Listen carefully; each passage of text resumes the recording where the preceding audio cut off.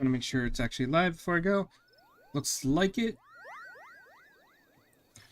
A white mage come to help at the bottom of this noisome business.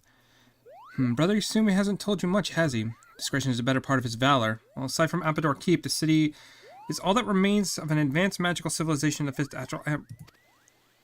No records survive of how the city met its end, but the elementals tell us that all was undone by what the Great One call an unclean presence.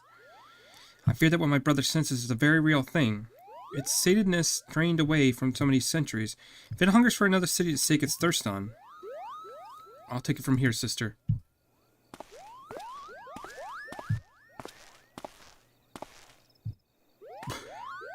Manizaru, we spoke of this.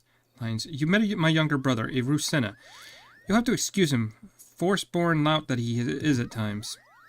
My sister paints me as a bumbling rustic, but I assure you I'm nothing of the sort. I'm simply attuned to something greater, which brings us to the darkness stirring at Ampapor behind the barrier.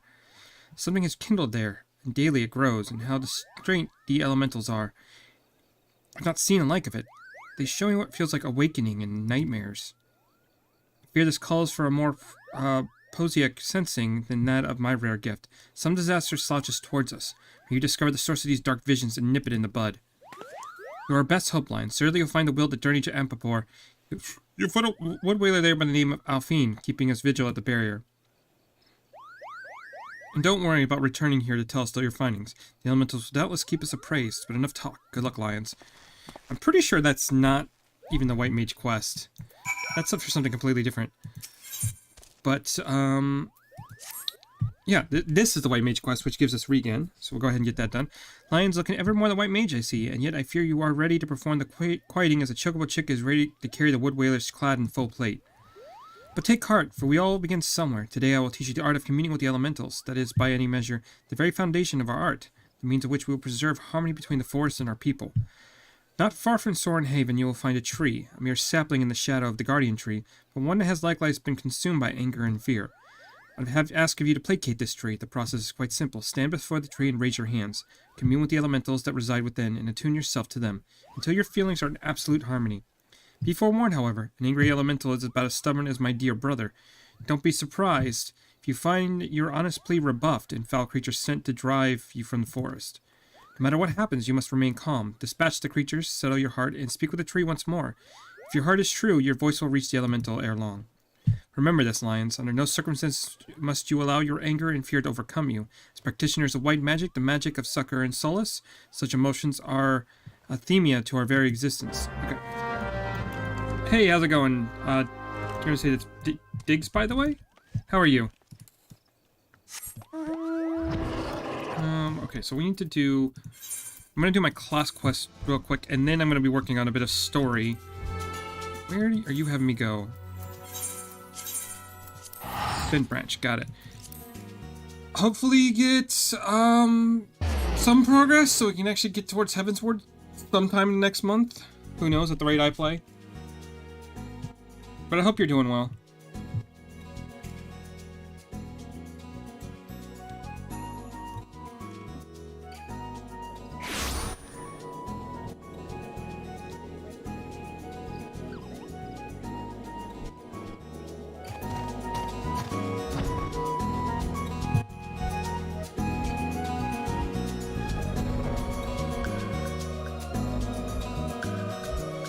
So where am I going? I assume it's going to be up here.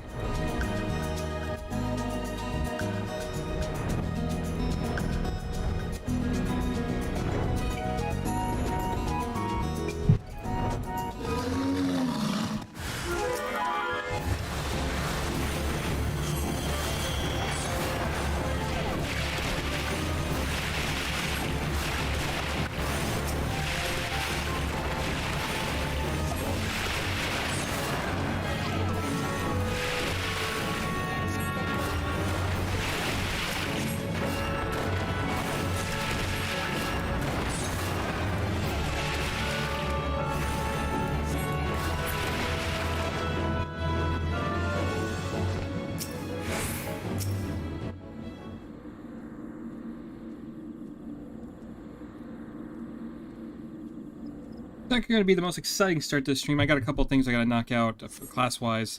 I got 3540 White Mage. Got to finish the Dragoon class, and then I'm going to work on my Carpenter just a little bit. And then that should be all the busy work I have to do. So now we have to report back to her.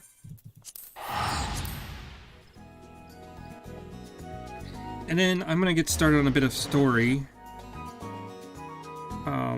I think I'm on the quest line where I gotta go fight Good King Moogle.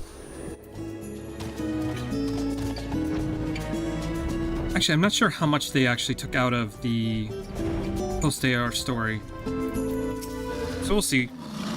A short little while ago, I sensed a great anger abate. The forest is quieter, more welcoming now. It seemed you have passed your first test, Lions. The trees are the elementals, and the elementals are the trees. The lush verdure of the woods is inseparable from the spirits that dwell within it. But you do not need to hear this from me. Doubtless you felt it for yourself when you healed that tree. Above all else, the elementals praise harmony. When they sense a threat to harmony, they summon forth all powers at their disposal to expulse it. So for so long have we lived in peace with the elementals. Why now do they turn against us? I can offer no answers, only theories, but one thing is certain. We must quell the Great One's fury and do it soon, lest Gridania bear the full blunt of the forest's wrath. To soothe the forest wounds and restore harmony. That is our duty as mages of the white. It is our responsibility to transcend race or nation. I sense your success in soothing the ailing tree, and more certain than ever. Sadly, many cannot see past established practice and tradition, my dear brother among them. One would hope for a bit more open-mindedness given his youth, but alas, his pride is patagal will not permit it. For my part, I will not entirely unsympathetic to his concerns, and yet the task before us is too great. We must bring him around to see reason, but how? Forgive me, Lions. I would be alone with my thoughts for a while. Worry not, I will find a way to deal with our rule.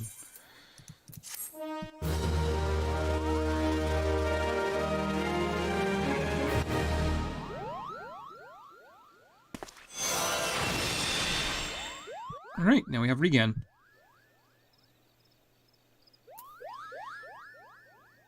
"18 seconds of heal over time, which I can't really complain about. Be nice to actually DPS a bit. And then this will give us Cure 3. Restores HP of target party members nearby target. Okay, so it's basically AoE. Lions, I owe you an apology. When last we spoke, I promised I would find a way to convince my brother to accept you. But I fear he intently refuses to heed my words. Why, the more I try to reason with him, the more he shuts his ears to me. All pride and no common sense, that one. I can scarce believe we are kin. So intent is he to prove that you are unneeded that he dashed out into the forest all alone, boasting that he would placate every last elemental and save the forest all by himself. Needless to say, such a task is beyond his powers. There is a part of me that would like nothing more than to see the foolish boy learn his lesson. But yet, as a sister, I fear for him. Would you go look for him, Lions? Seedseer, I know he is in many ways still a child, and the forest grows ever more unsafe these days. I thought to go myself, but if you were there to save my brother from his own recklessness, perhaps he could finally see how fatuous he's been. When I last spoke with him, he announced he intends to begin his efforts in the Bramble Patch. With any luck, you may find him there. Now please go in haste, before some ill fate befalls him. Bramble Patch should be over in the East Shroud, so we'll go ahead and head over there.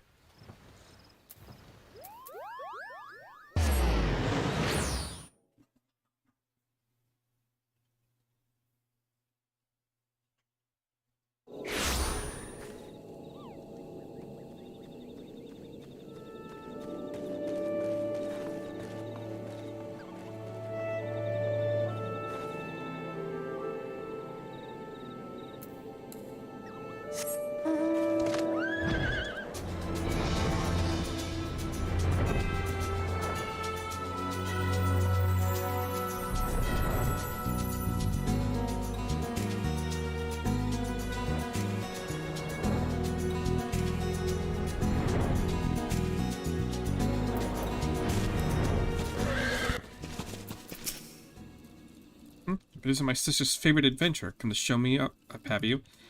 Well, you can march right back and tell Sis I'm doing just fine. I'm only resting. If I were hurt and unable to placate this tree, what could a run-of-the-mill adventure like you do about it?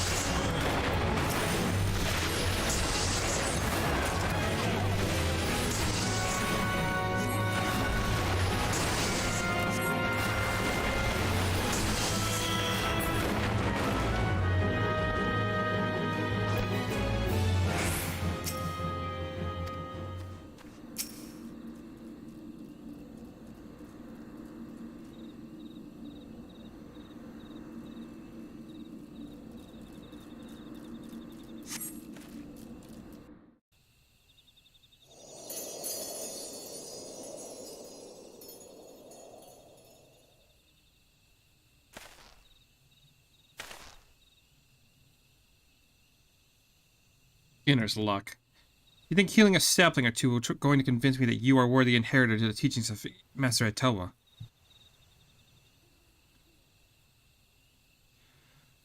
Arun, you yourself do not believe those words. Sister, what are you doing here?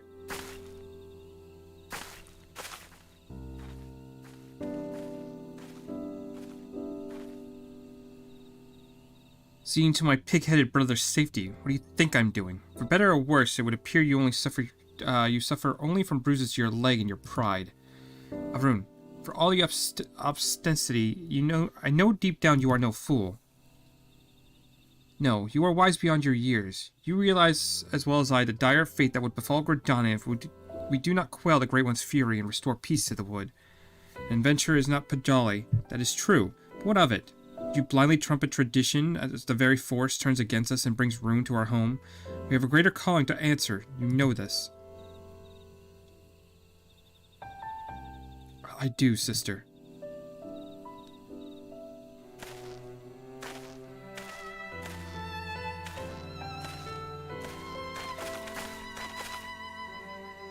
Oh, my dear Arun, what are sisters for, if not to forgive their little brothers' fits of folly? Now, Lions, I believe the most important task of all still awaits us. Let's return to Camp Tranquil.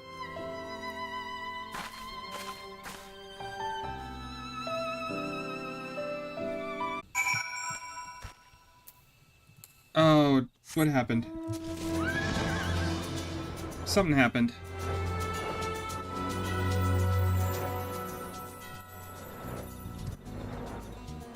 Hold up.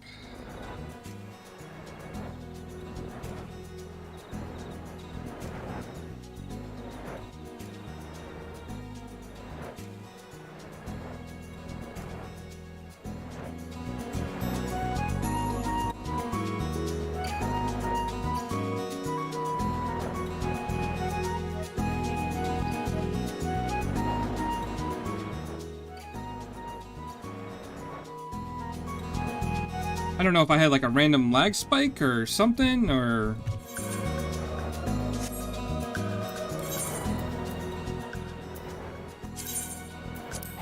Because on Twitch side I think it's still showing sending data. Now it's going, it's streaming, but...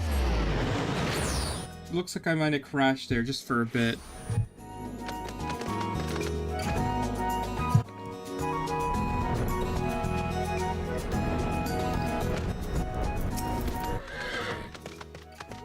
Lions, thank you. I knew it was only a matter of time before Arun came back to reason. And yet his hesitance is to accept you was not entirely unfounded. When first we met, I promised that one day I'd share with you the tale of how white magic came to be regarded as a forbidden art. Well, I suppose this is as good a day as any for that telling. Tales begin as some 3 millennia ago in the 5th astral era. It was the time of the endless frost, when a barren wasteland of snow and rime stretched as far as the eye could see. Food was scarce and warmth scarcer.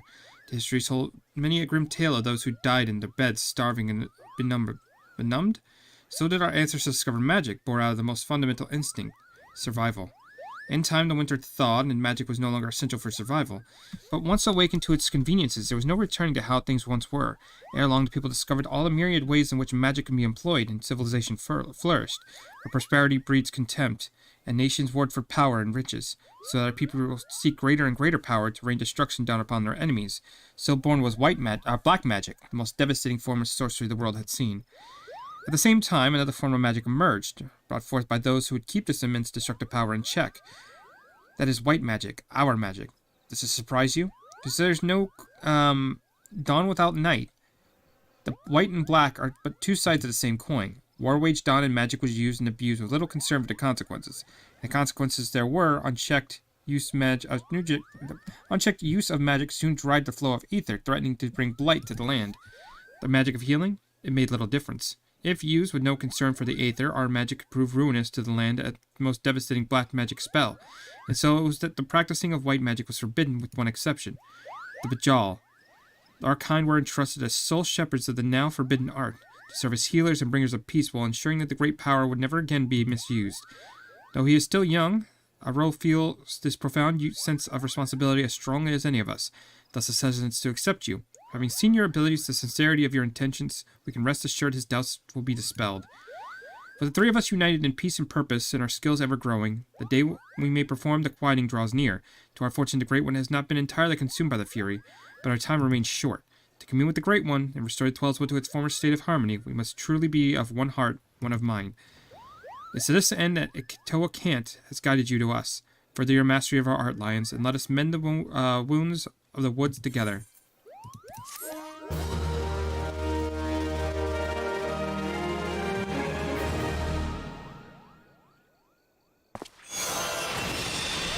Now I have gear 3.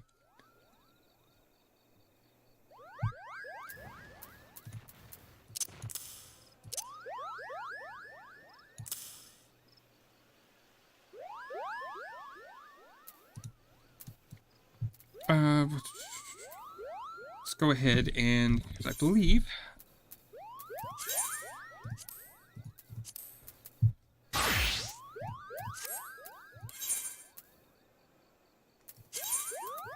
go do Dragoon real quick.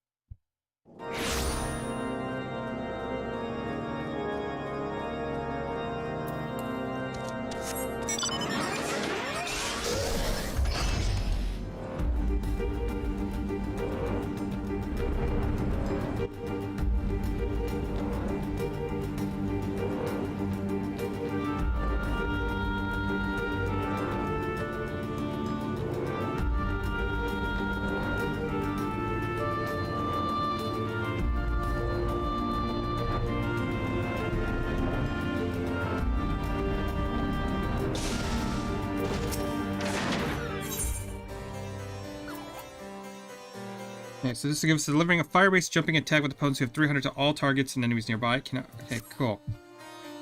Let's check this out real quick. Lions, an urgent message arrived from Estinian in your absence. He bids you come at once to Steel Vigil. It would seem Nidhogg is on the move, and rather sooner than we had anticipated. It appears you have not fully become master of the dragon within you, and yet we are racing against time. Fear we have no choice but to do battle with the best of our current abilities, and with the Draken Mail I promised.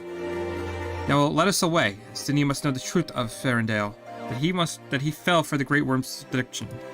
Lest he fall for the Great Worm's seduction. Got it.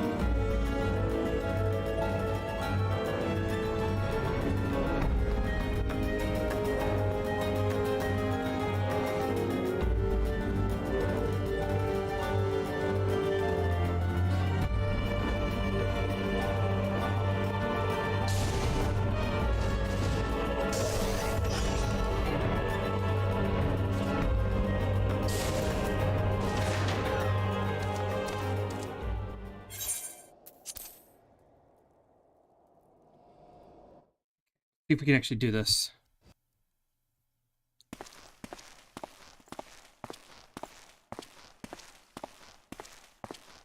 Some of these last missions for our quest can be, for our class can be a little rough.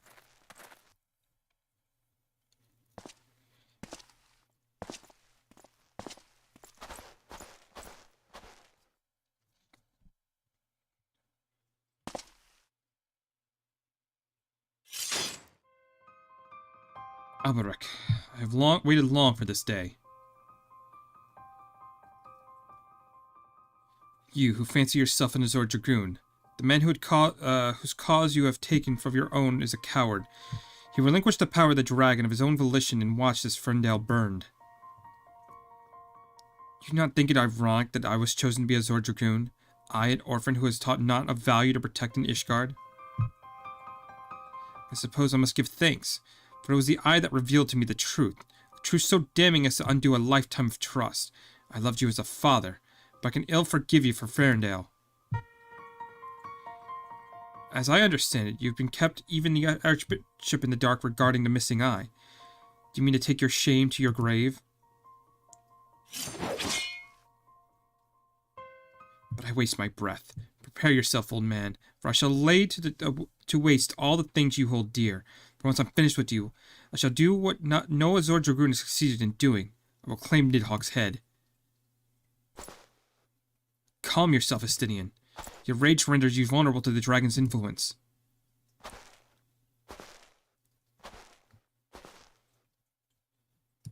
Lions? And you, I thought I found kindred.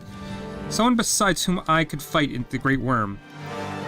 It is with a heavy heart that I relinquished that dream. Your affection for this coward has rendered you deaf to your own destiny. Very well. That we would one day cross the lances was inevitable from the moment of our first meeting, as we shall now find out who is the eye's true chosen. There can only be one.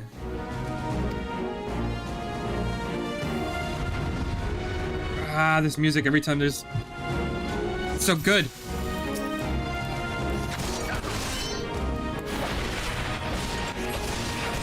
Oh, hello. When did I get that? I don't remember getting that.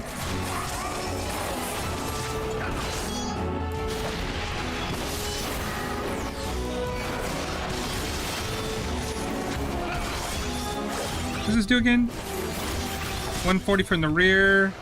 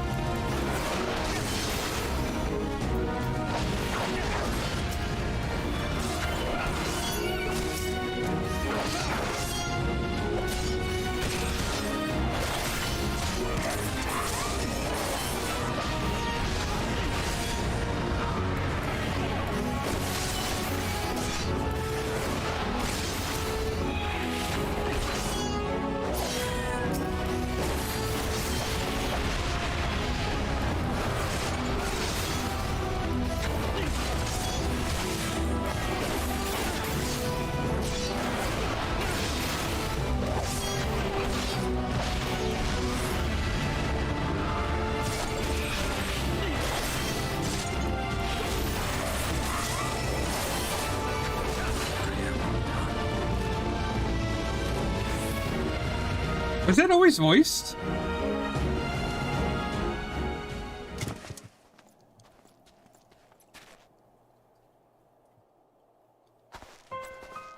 People, creatures. Dost thou desire power?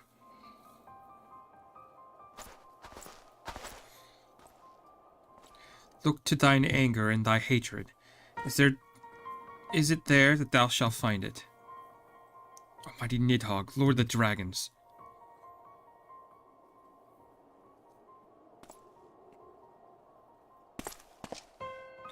Grant unto thee thy blood, that I might be granted the claw and fangs, wherewith to rend thine enemies.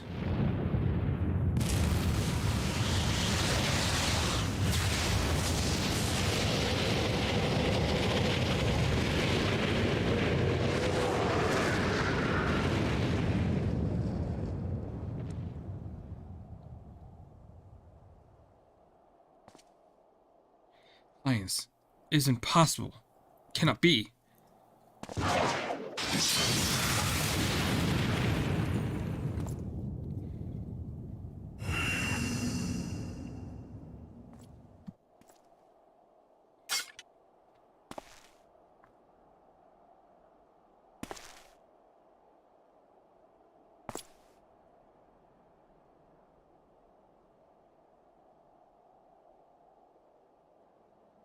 Forgive me, Estinian. I have failed you once again. I am fine, Lions. Somewhat shaken, but otherwise whole of body. Suffice to say, I have much to reflect upon. Let's return to the observatorium.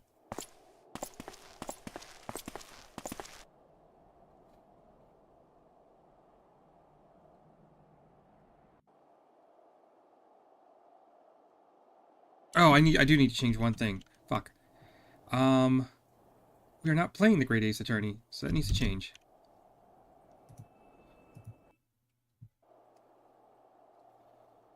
I don't think there's anything I can change on that side of things. We'll just put that there.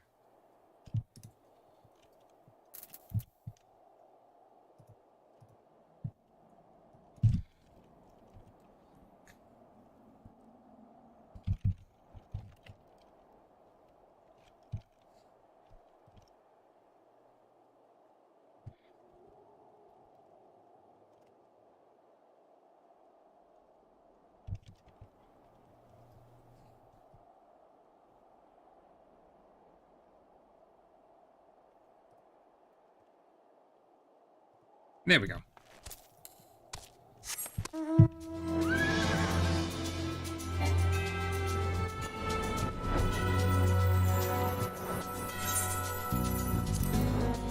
Okay, so let's go turn this in real quick. That should get me... That should have Dragoon wrapped up, White Mage wrapped up. I think all that's left is Carpenter. And we need to do that so I can get some better gear, because the Beach Strike quests are about to get a lot harder for me.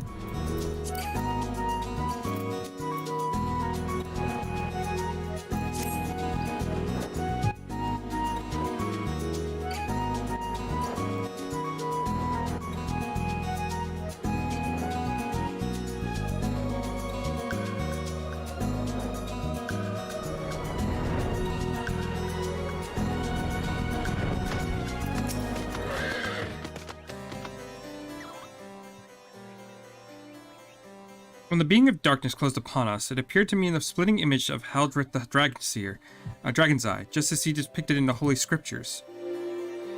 I thought mayhaps that the years had taken their toll on my mind, but behold, the soul of the dragon shines as it ever did in all the years I bore it. It would seem you have achieved that which I thought impossible. You've awakened the ability that none but the first Azure Dragoon possessed.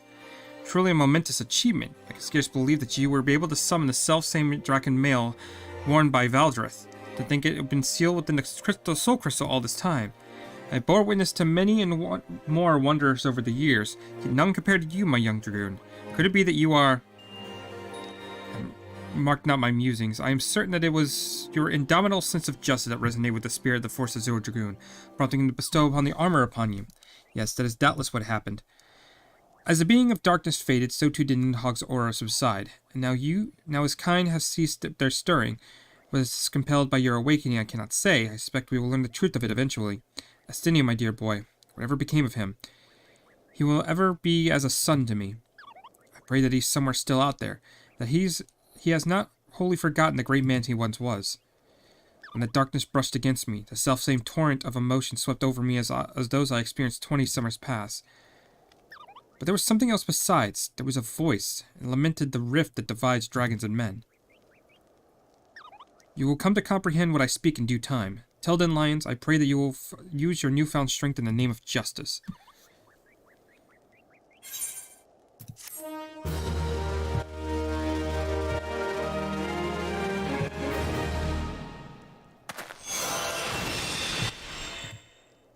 And now I have a new jump.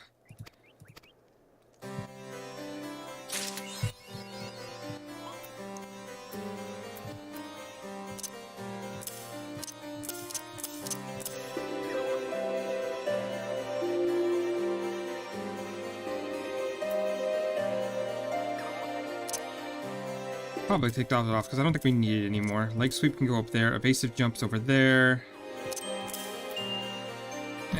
Okay.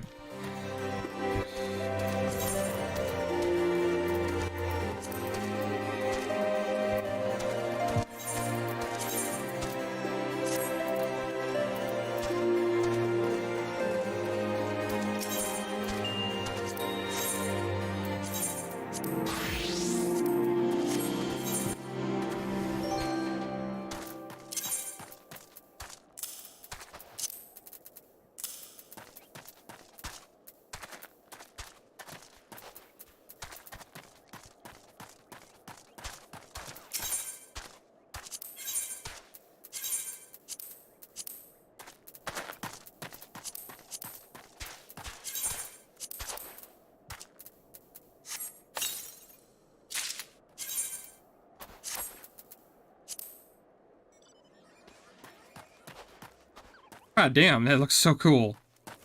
I actually like it with the lighter hue. Reminds me of Kane. God damn. Okay. So right now I'm gonna go put all of that back into all the old set into my, what do you call it? In the hotel room.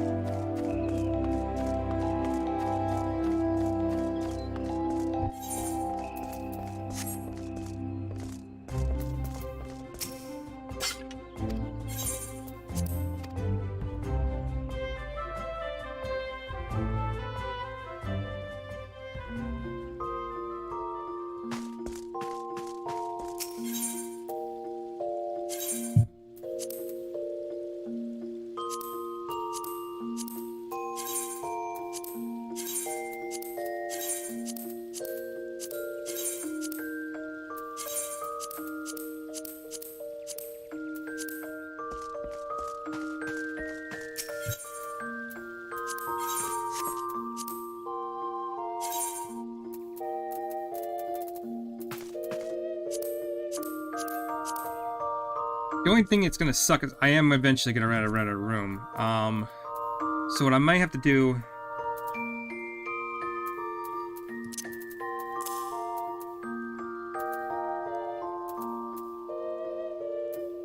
is sell off a whole bunch of stuff.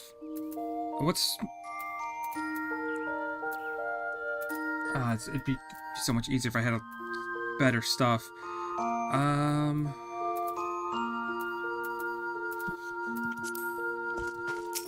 Because at the end of the day, I could just buy whatever I need again.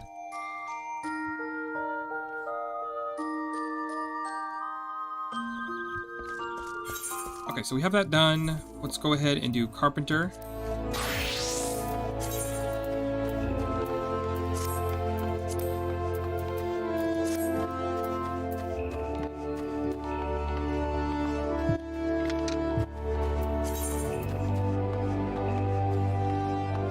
So I'm gonna have 2 class quests with this one as well, but these ones don't take that long. They're literally go get the item, and you can end up just buying it.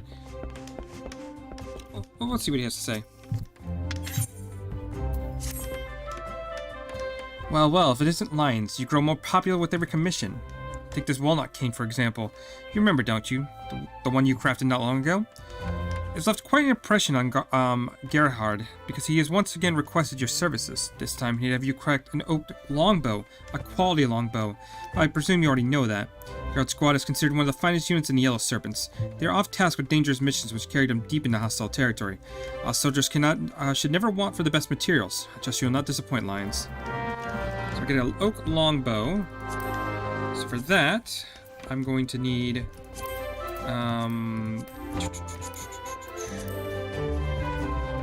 oak longbow will probably be around 35, so we're looking for oak lumber, ash branch, linen yarn, and steel ignet.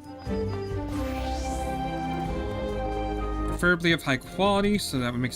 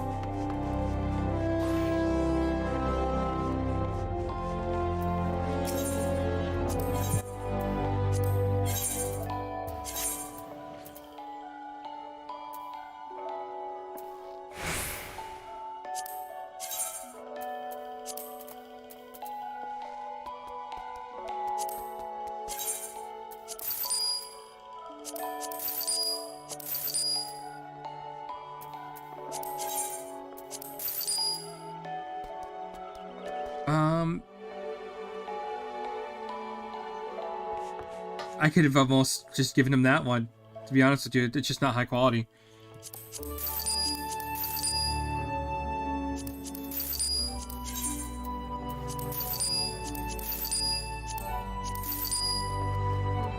Okay, let's keep that.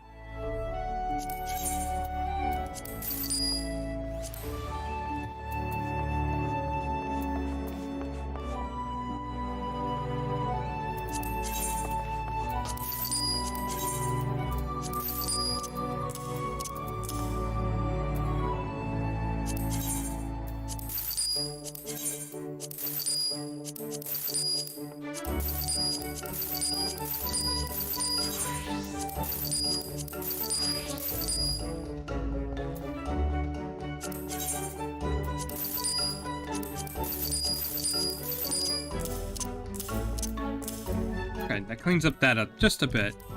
So, what did I need again? I needed oak lumber.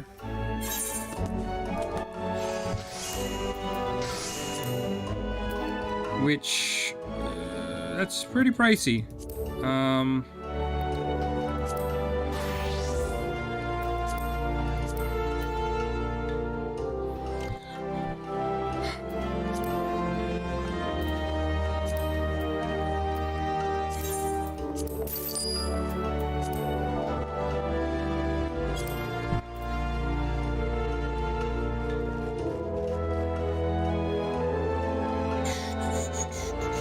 There's Ash Branch. Of course, there's not going to be one if it's cheap.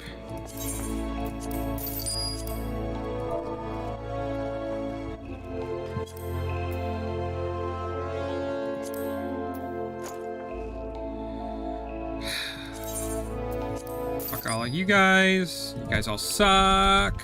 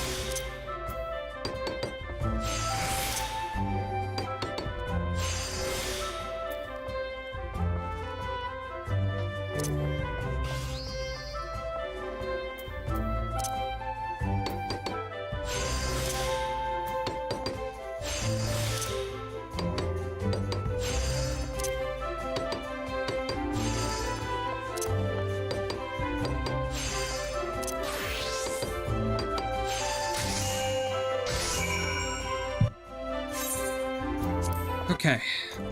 That was a bit rough, but I did it.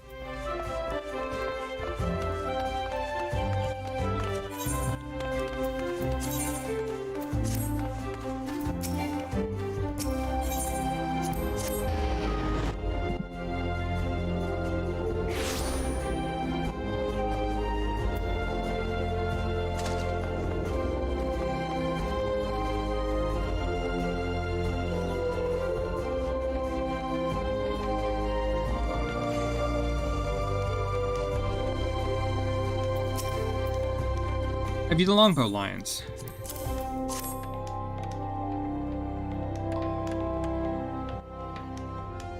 Marvelous, simply marvelous. Some carpenters claim that oak is ill-suited to use in longbows, that other woods are far preferable. But I would say you've chosen the materials well. This particular specimen is both hard and elastic. I see no reason to believe it will take a permanent bend. Of course, we will have to thank you for that. The finest materials are nothing without a skilled craftsman to mold them. Indeed, this longbow is a testament to your ever-growing skills. Gerhard will approve. You may take it to him at the Adler's Nest.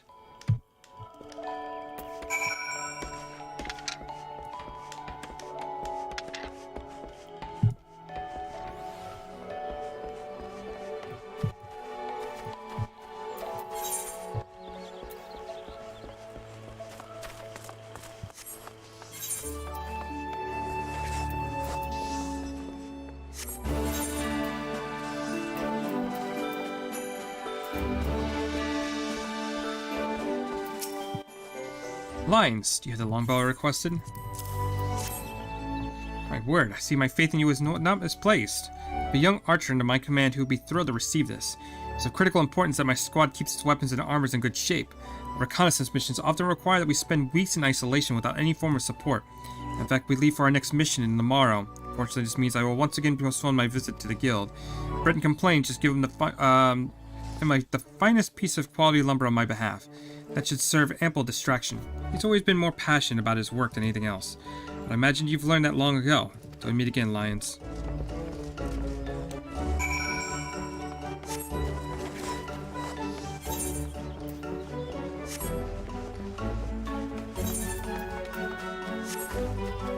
I think that the hand gloves would probably be better.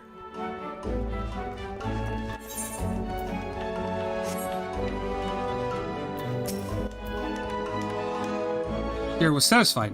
Good, good. Another mission? Understand. We are both professionals with responsibilities that can't be ignored. Even so, it always gives me cause for worry. I do not question his ability as commander or as an archer, but irrational as it may be, forgive me, I am cursed with an overactive imagination. It is nothing, never mind. We shall speak again when next I have a permission for you.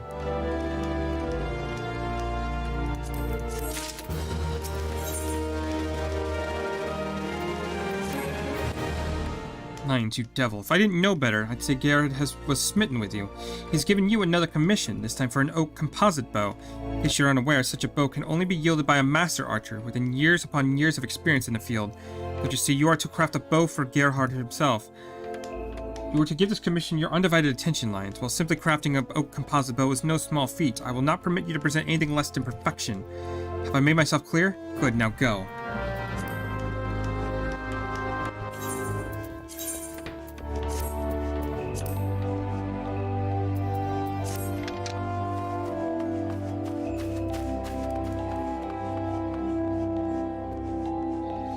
Okay, so now, gotta make it even harder bow.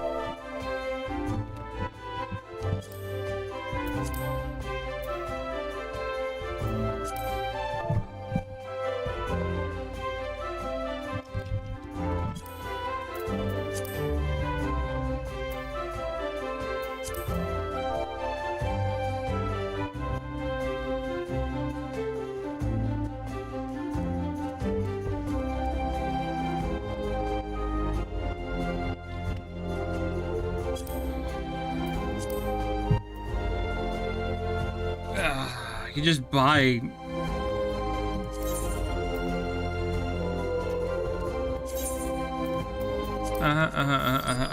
That's fine. We'll just end up buying it. This is cheating, I know, but at the same time... I just rate it's either go get the stuff myself or... Which is gonna eat up even more of my time.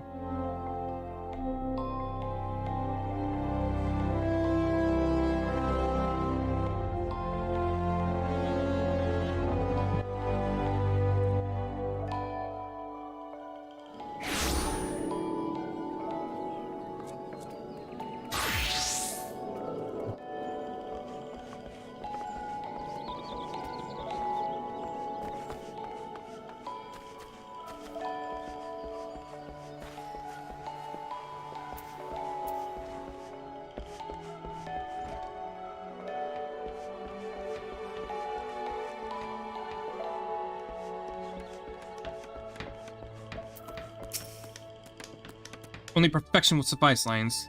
If you have it, then show me. Yeah, I totally did this. Here you go. Even experienced carpenters will find constructing Cosmo to be a daunting task, given the complexity of the design and variety of materials required. But the resulting product is well worth the price.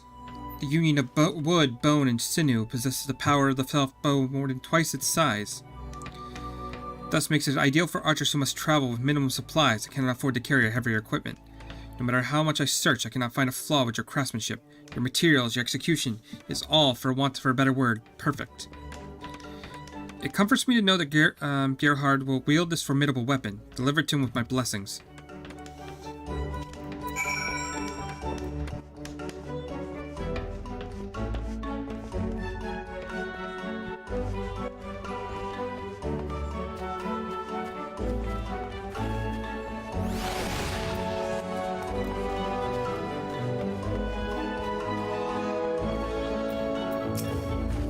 Greetings, Lion. I believe you have a delivery for me.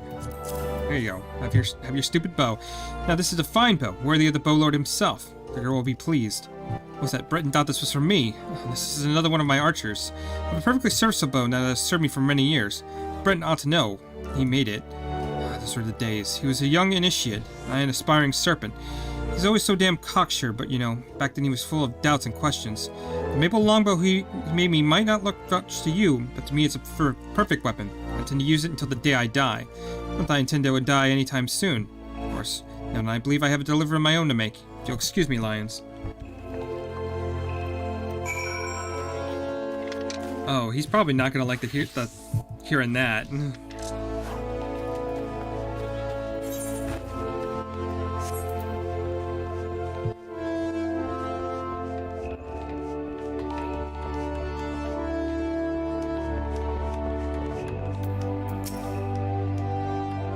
Welcome back, Lions. Is Gerhard well? What? He still uses the longbow I made as initiate. I think he kept it.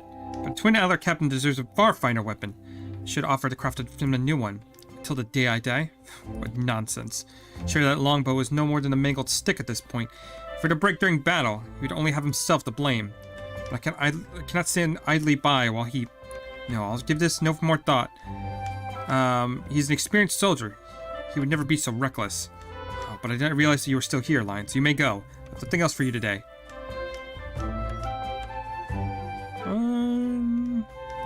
Sure, we'll take that.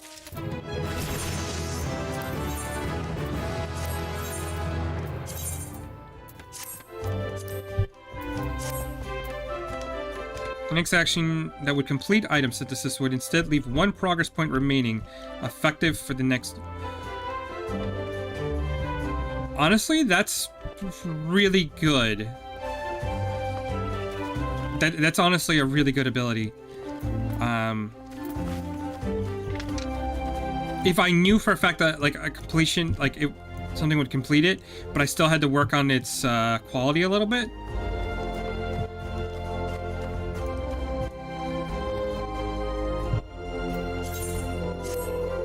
Okay. What are we gonna do now? We're gonna go over to, because we have a new quest over with the Ixal. Might as well get that taken care of.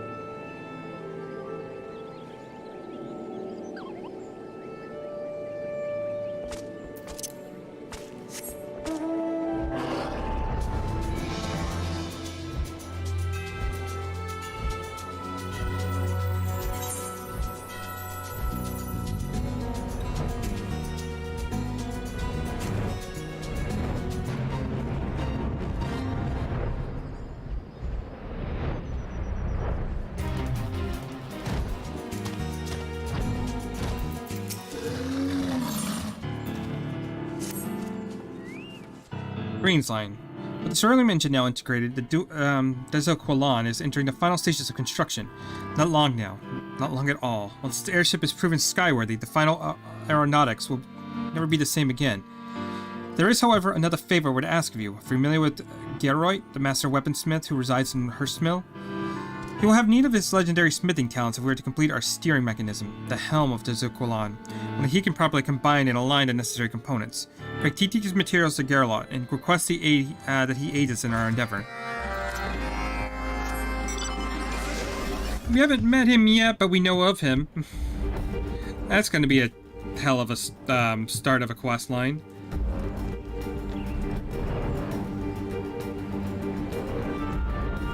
Actually, I think I actually have the start of that, but...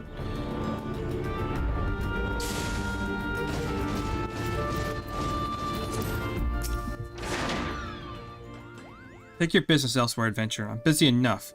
I mean, if your head feels like a kettle that's been some spitting bastard tried to pound the dents out of.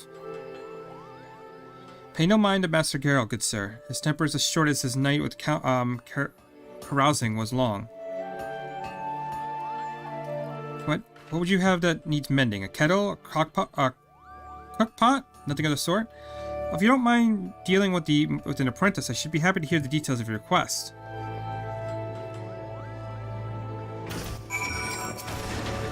Well then, sir, what manner of task has brought you to our humble forge?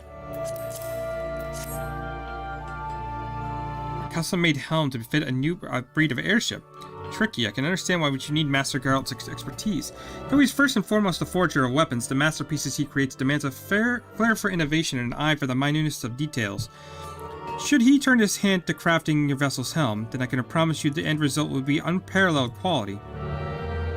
As you have witnessed, however, the Master's present demeanor falls somewhere short of amendable. Beyond the threat of debt collection, there is little that will convince him to take up his hammer. Are you yourself not an artisan of some skill? Then allow me to suggest you take a portion of these materials and craft the finest helm handles you can manage.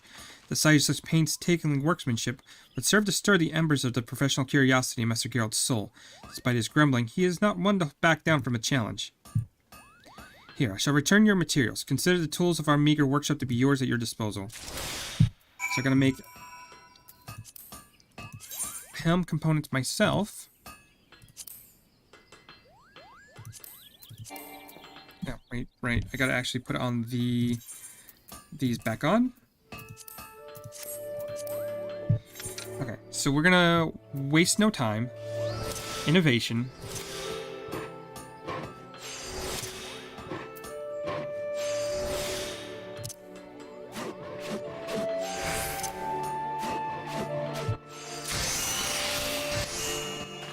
So we can do this.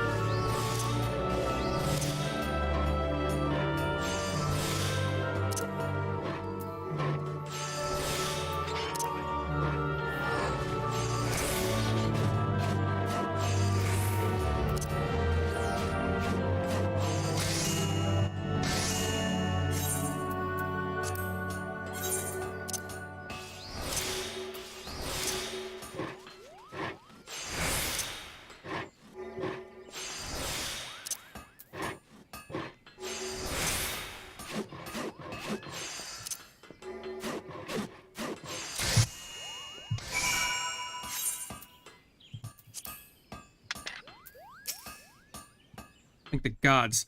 The drink demon Smithy stopped using me head as an anvil. Huh? Still bloody here, are you? I swear to 7 hells.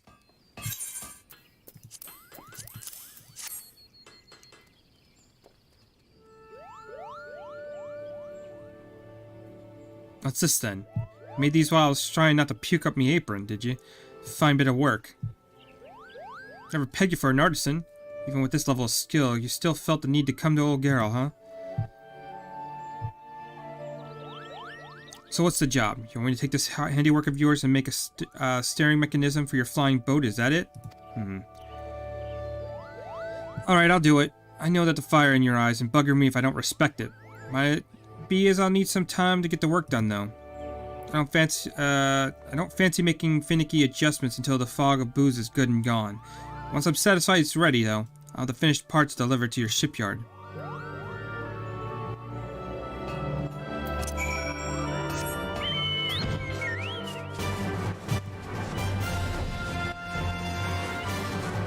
So let's go over here, turn that in.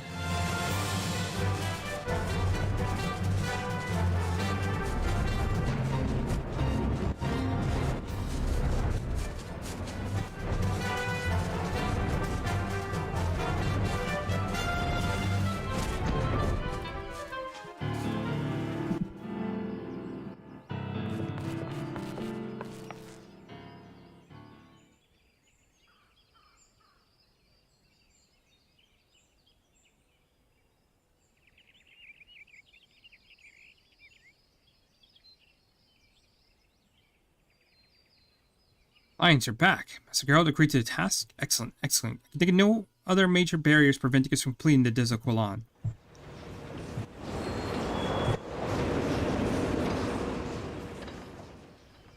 Yeah, I spoke too soon there. An airship?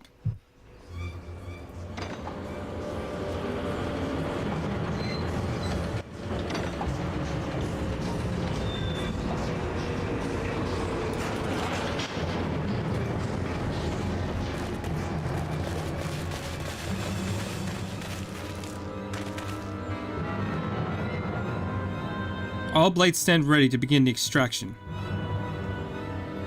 Spare no mercy to these feathered savages.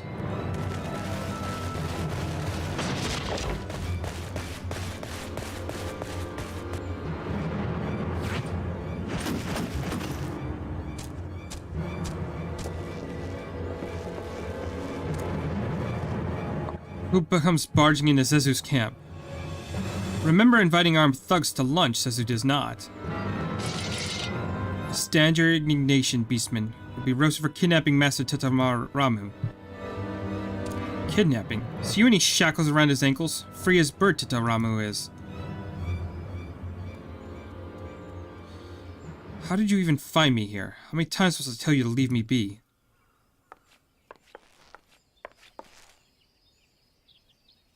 Enough of this petulant nonsense, Ramu.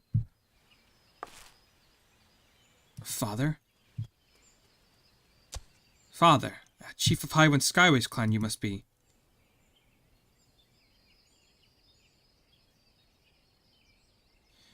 This is the workshop for which you've caused so much fuss. There are no proper tools, no materials. Why, it barely qualifies as a dumping ground for our factory's refuse. What is it you wish to do, boy? If you want to tinker with airships, the company has them in abundance. Coulson arranged for one of those newfound Garland Ironworks models to be docked in the Sparrow hangar. No, Father, you don't understand. It's not some game for our idle pursuit. Call my campground for dumping refuse, do you? Shove cerium hose up chairman's backside, says he would. If already their broomstick wasn't. What foul company you've been keeping. These birdmen have obviously deceived you. Do you honestly believe such brutish creatures capable of building a functional airship?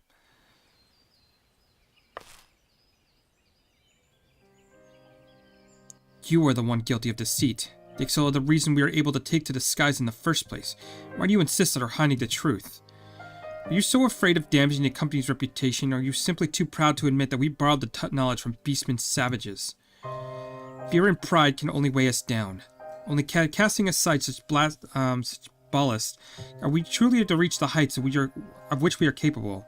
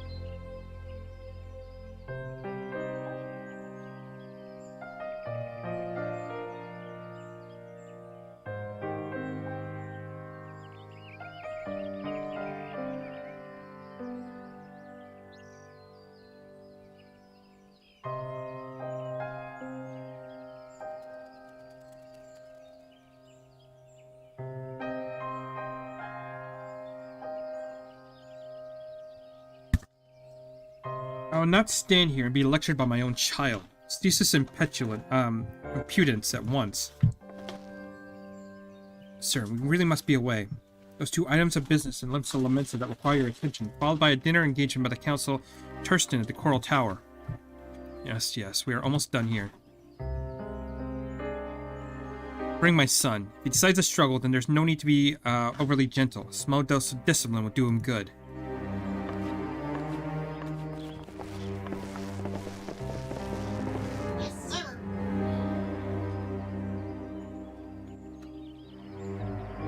Father, you cannot do this.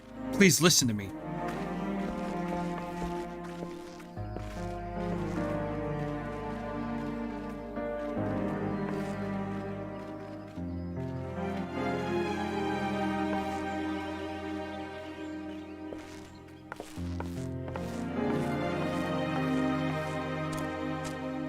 Amtataramu, you will not. Stab you first with feathers, then pluck you, then roast you, says it will.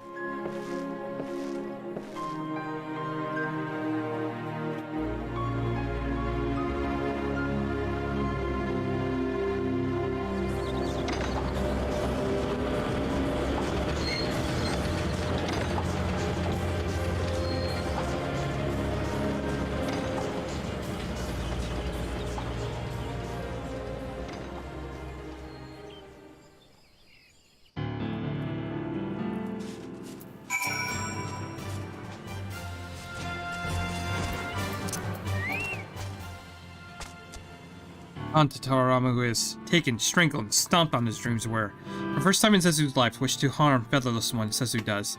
Share with them the secrets of balloons, and think they know in the skies they do. Zezu Kolan stay grounded. The great final components we cannot. Patience now. Wait and hope for Tataru's return, and we must. I can buy yourself the craft and needed parts. The chairman sets foot into Ikith 9's camp again. Stuff him in the sack and beat bloody with tree branch, Zezu will.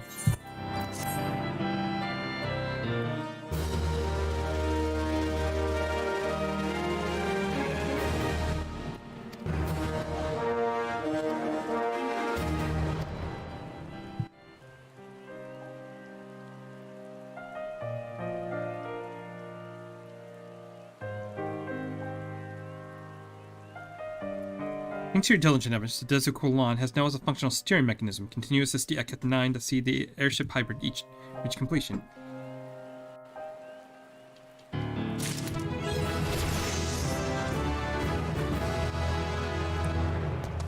Okay, so now we're 43.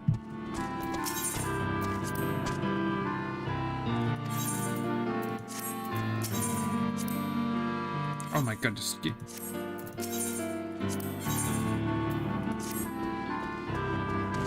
It really wants me to do gathering stuff now.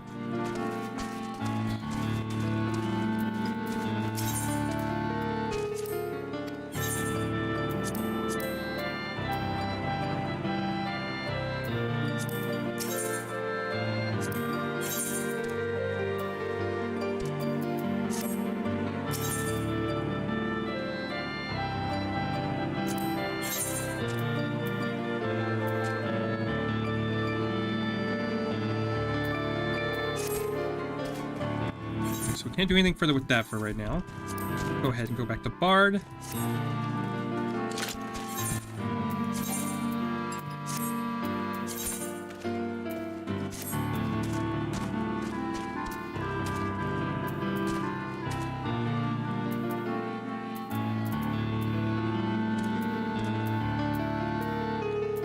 I think I need to buy 50 for the next one, so we can't quite buy another piece yet. Let's go and talk to...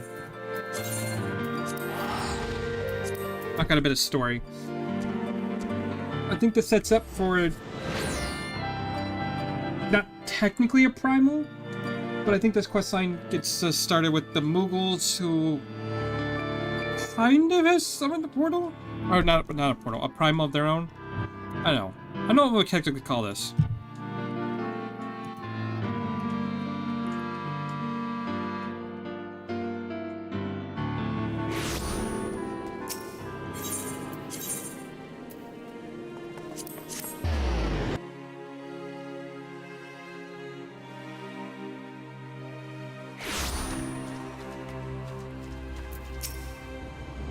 The other Scions have already arrived, sir. May I show you in?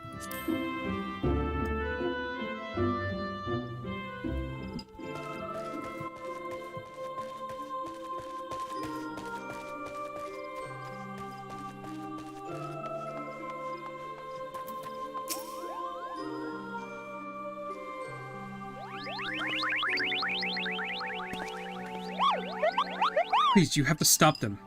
But you mustn't kill them. They're not bad Moogles, Kupo. They're just misguided. A gentle, no, firm thrashing is in order. Yes, but no. Calm yourself, Kupo. Can you not see that he hasn't the faintest idea of what you're talking about? Quiet this instant. I forgive this witless outburst, sister. Most grateful I am that you have come, Lions, and upon such short notice. Truly Gridania did not wish for a more stalwart ally. As you are doubtless eager to know wherefore we summoned you, our friend Kupo has brought to us news of the most unsettling development. It would seem that the good King Moogle Mog, the 12th, has returned to Eorzea. A curious thing to hear, I know. Truth to tell, I myself cannot say for sure if he is a genuine figure from history or some manifestation of Moogle mythology. Kupo here would have you believe the former. Once upon a time, we Moogles served in the gods in the heavens. It was quite nice up there, unquestionably beautiful, unimaginably spacious, and with an endless supply of wine, Kupo. In spite of this, or possibly because of the last part, the gods eventually became discontented and started squabbling, which made life jolly difficult for the poor Moogles. So good King Moogle Mog the 12th made his glorious name live forever, decreed that the time has come to leave Kupo. The realm of man would suffice, he said, so all Moogles should live here instead. Unfortunately, the two realms are so far apart that we cannot safely fly down, but good King Moogle Mog the 12th, may his miraculous foresight ever be praised, knew exactly what to do, Kupo. He had a rope, you see, the longest one ever woven. Thus he had nobly held while his subjects climbed all the way down to the world below.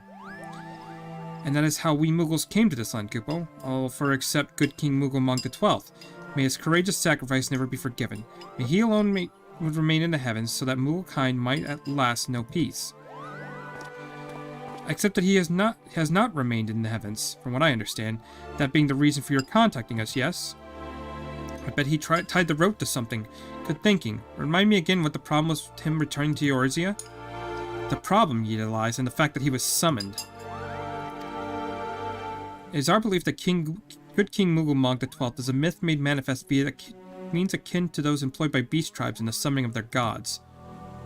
Wait, so you're saying a handful of Moogles with a boatload of crystals wished really, really hard and he just sort of appeared? Would that even work? What I cannot fathom is why they would even try. With Garuda humbled and the ultimate weapon destroyed, what new threat could have prompted them to take so drastic a measure? Might that in itself be the answer? Twice in a half-decade, Eorzea has been brought to the very brink of destruction, only to be spared at the last by the heroics of a chosen few. To you who have braved these tempests and survived by virtue of your own strength, the latest period of peace would doubtless seem like a welcome respite. But to those who have not had the power to defend themselves, who are merely spared by another's grace, this is merely the calm before the storm. I think the Moogles Guard are afraid of what tomorrow would bring, that things may not end so well as they did yesterday. That fear has driven them to call upon a greater power, one they believe can be relied upon to protect the loved ones in their home, come what may. I assure you, the Moogles Guard only want to protect the forest from the outsiders, but ever since the return of good King Moogle Mog the 12th, may his boundless grace fill our hearts with love, they started to get a little carried away, Kupo, verging on a lot of, in fact. Like the sylphs who summoned Ramu, you mean? We cannot discount the possibility that this entity is influencing the Moogles in a manner similar to that of a Primal. We share the same concern. Whoever or whatever the king may be, it is our belief that he poses a threat not only to Moogle kind but to Gridania as a whole. Thus do we beseech you, Lions, confront good King Moogle Mog the 12th and drive him from our midst.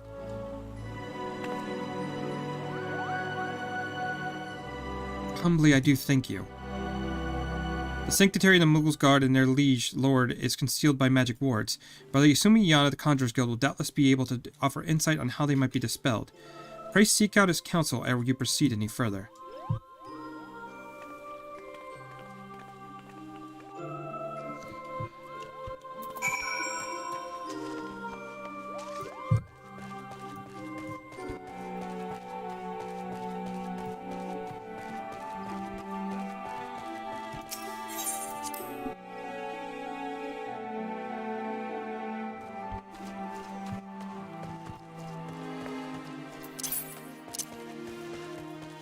Okay, so now we got to go over here.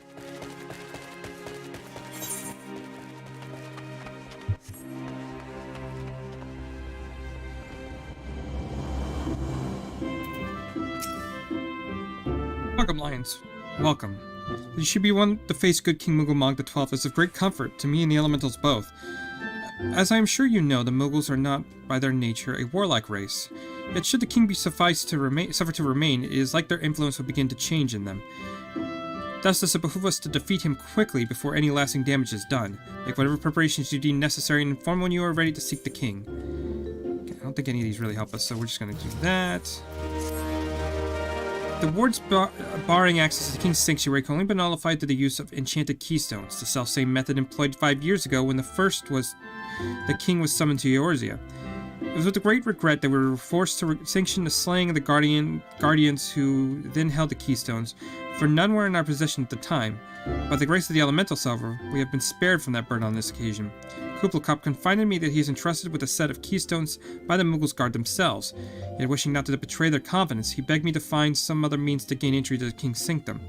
Alas, I have been unable to do so, and dare not labor any longer, for fear that the Moogles might succumb to the corrupting influence of their liege lord. We must needs have Kupo keystones, Lion. Pray go to him and beg his assistance. He awaits you at West Shore Pier. Press upon him our great need, and I am certain he will yield.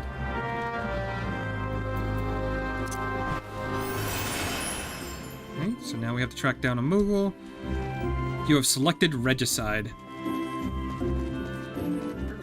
That's the name of the quest. What's wrong with the little Regicide?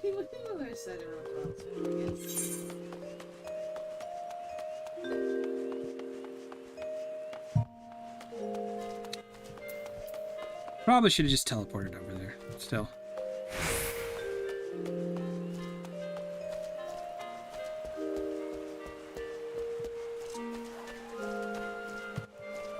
Oh no, they took down the Halloween stuff already.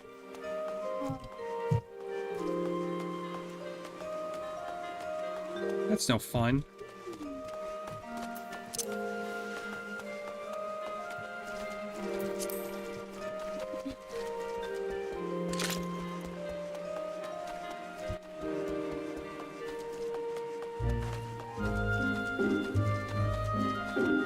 Hey, Polly, how's it going? About to log in. Nice. Just knocking out a bit of story myself.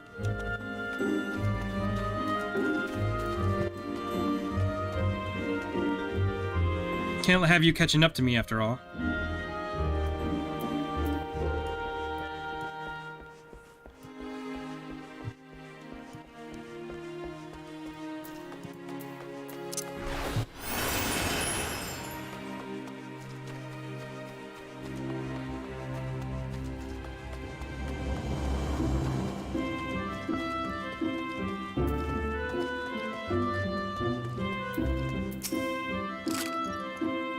So, how will you do it, Kupo? Oh, he told you about that. Well, if there was truly no other way, then I'll do it, Kupo. Take the ferry to Sweet Boom Pier. I'll go on ahead.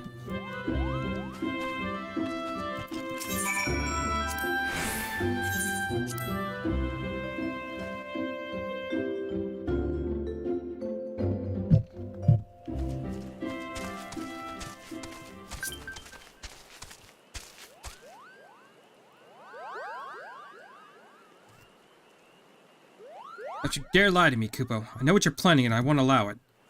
Open your eyes, Kupo. The king will never be satisfied, no matter how many crystals you bring him.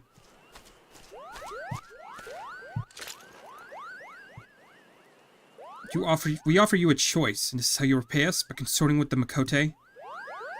Imperials, Gridanians, Sylphs, you're no different from the rest of them. Actually, you're worse, Kupo. Traitor to his kin's Moogles, he plots the treason against the crown. Enough, Kupo. Answer for his crime soon enough. As will all who defy the will of good King Moogle Mog the 12th. May his reign forevermore, Kupo.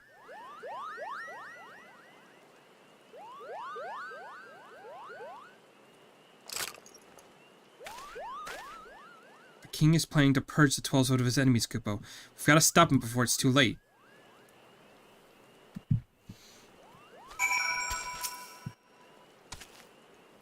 The entrance to the Thorn March is deep within the Bramble Patch, Kupo. If you take me there, I will nullify the ward, but be warned, the Moogle's Guard has set traps to lure enchanted beasts.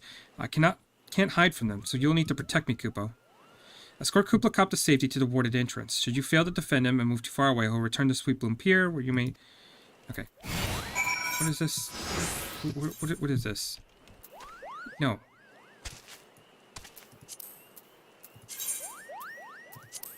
No.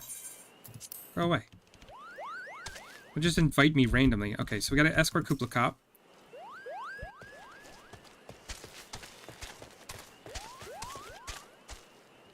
But I also can't get too far ahead. Actually, we gotta do this real quick. There you go. Enjoy those. How are you looking, by the way? You... About halfway to leveling up.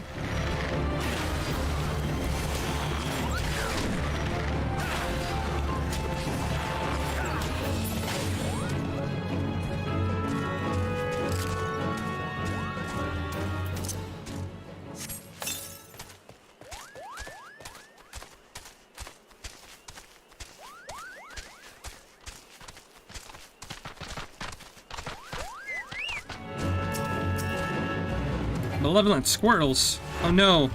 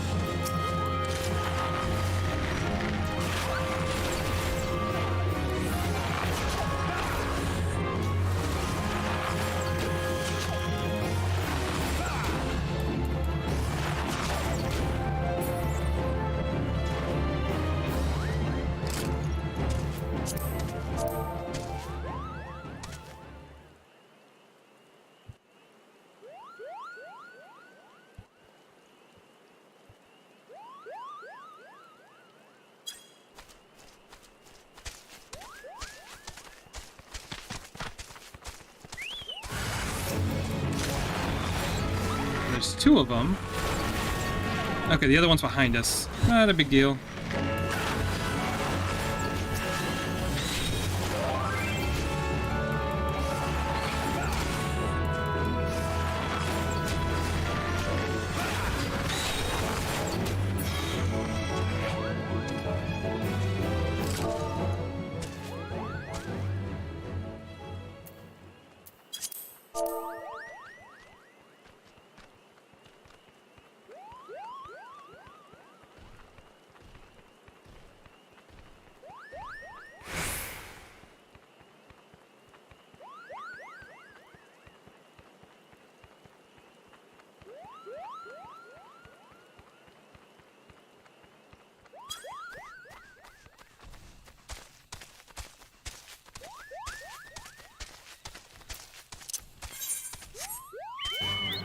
Alright, I can't go too fast, so I might just have to walk this. So going over here. God. Hopefully there's not too many more distractions.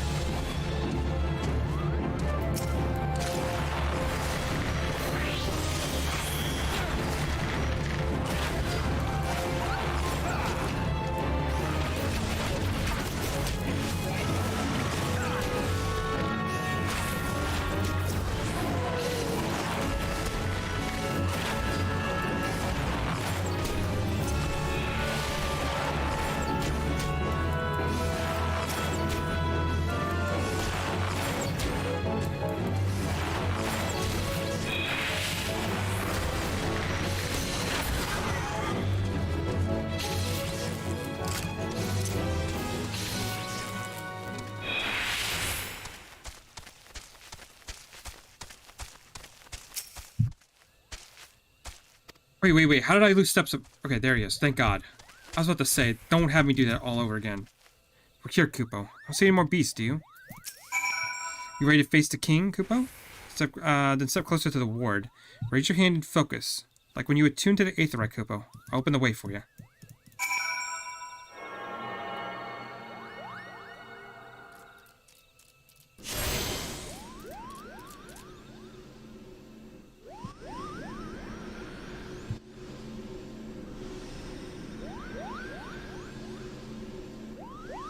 The rest is up to you, Kupo. Now go and fetch those, teach those foolish Moogles a lesson and send the king back where he came.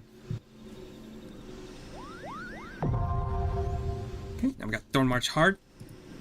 Nice.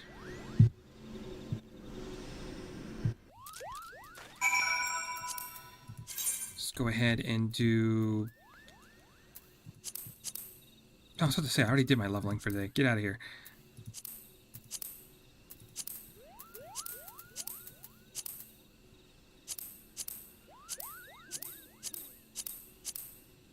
I'm pretty sure I did everything already. Yeah, we're good. Thorn March. Let's queue up for that. It's going to be an 8-man, so we're going to have to wait a little bit of time. I could do...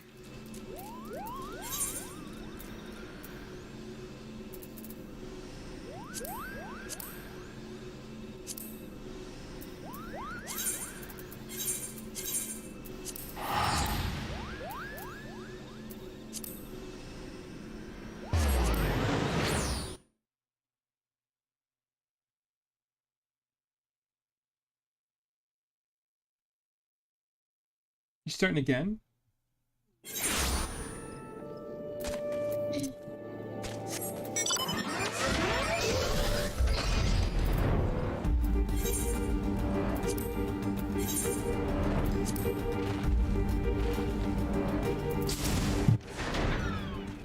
Seed Seers sent word of your coming. You are bold indeed to willfully glimpse into the darkness. The lost city festered more and more by the day. And they say you're here to lance the boil, eh? Beyond the gate lies a land out of balance, its earth aspect stabbed by the calamity. You had best be prepared before proceeding further. Rotten wrong, that's what you'll see. Creatures run mad, tormented by hooked burrs that clutch and burrow. Well, good luck with that. No doubt you'll prevail, being favored by the Seed Seers and all. Fight well.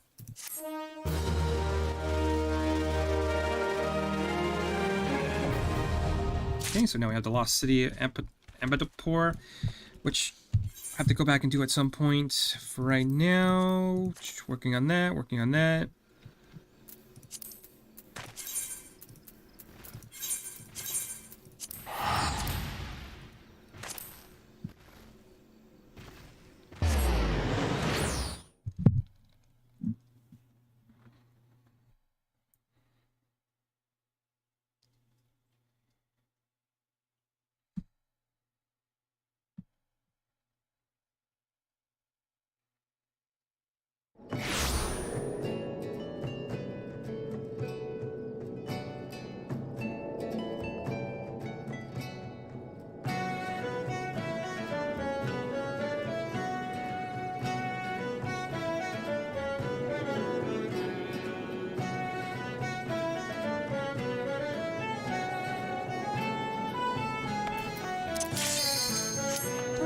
Oh, that was fast.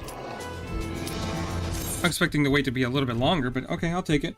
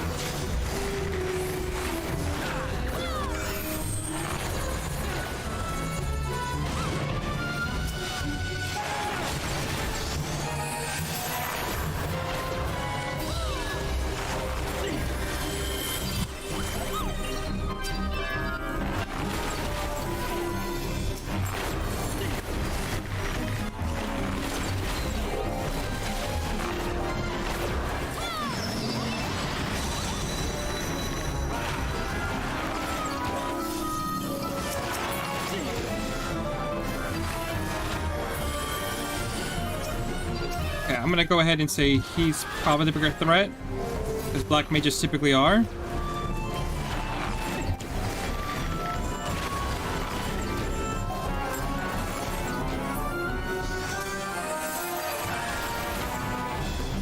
Oh, was that a thing where, like, somebody has to stand in a circle?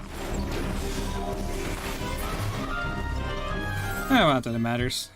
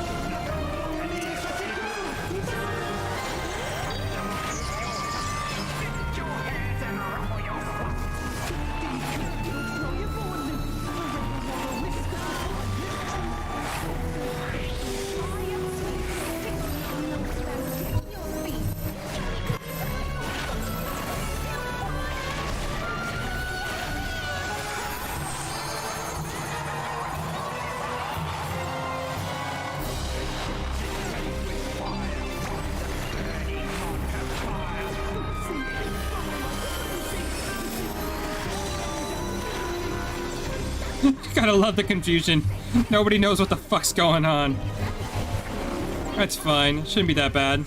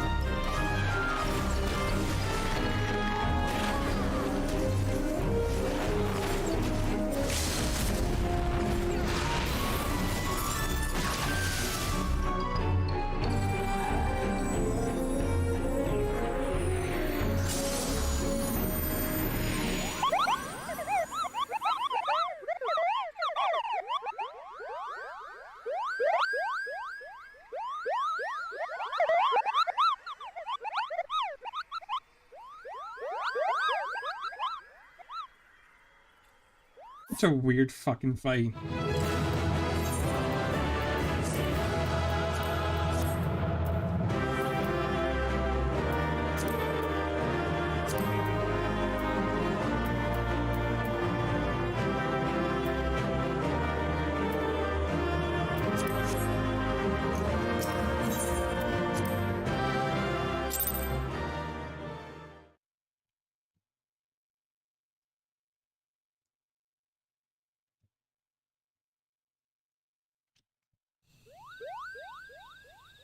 Okay, it's gonna put me back here. Damn it. You did it, Kupo. You did it! Good King Moogle Monk the 12th. His mighty soul rests in peace, is no more.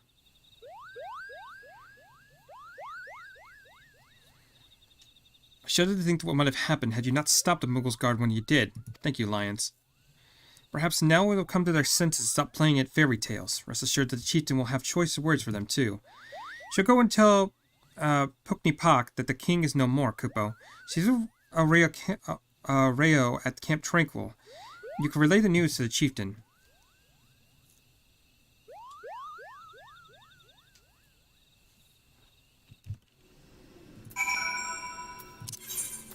Okay, might as well go do that real quick.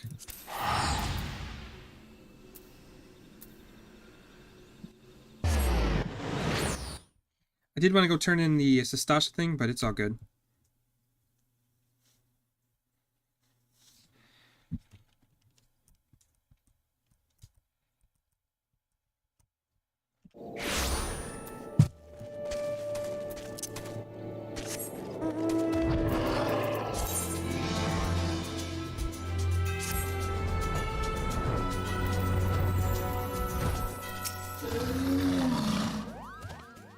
Do I dare believe my ears? Good King Moogle Mongda 12, may his magnificent virtues serve as an example to us all, has fallen. All Moogle kind owes you a debt, Kupo, and I sense Rhea wishes to congratulate you as well. Shall have you two speak without fear of interruption. Your bravery in service of the Twelveswood and her Moogles shall not be forgotten, Lions. My sister will doubtless wish to hear the tale of the great victory from the mouth of the man responsible. Pray return to Lotus Stand and treat her to a full account of the day's events, while the details are yet fresh in your mind. Okay, now we go to Gridania.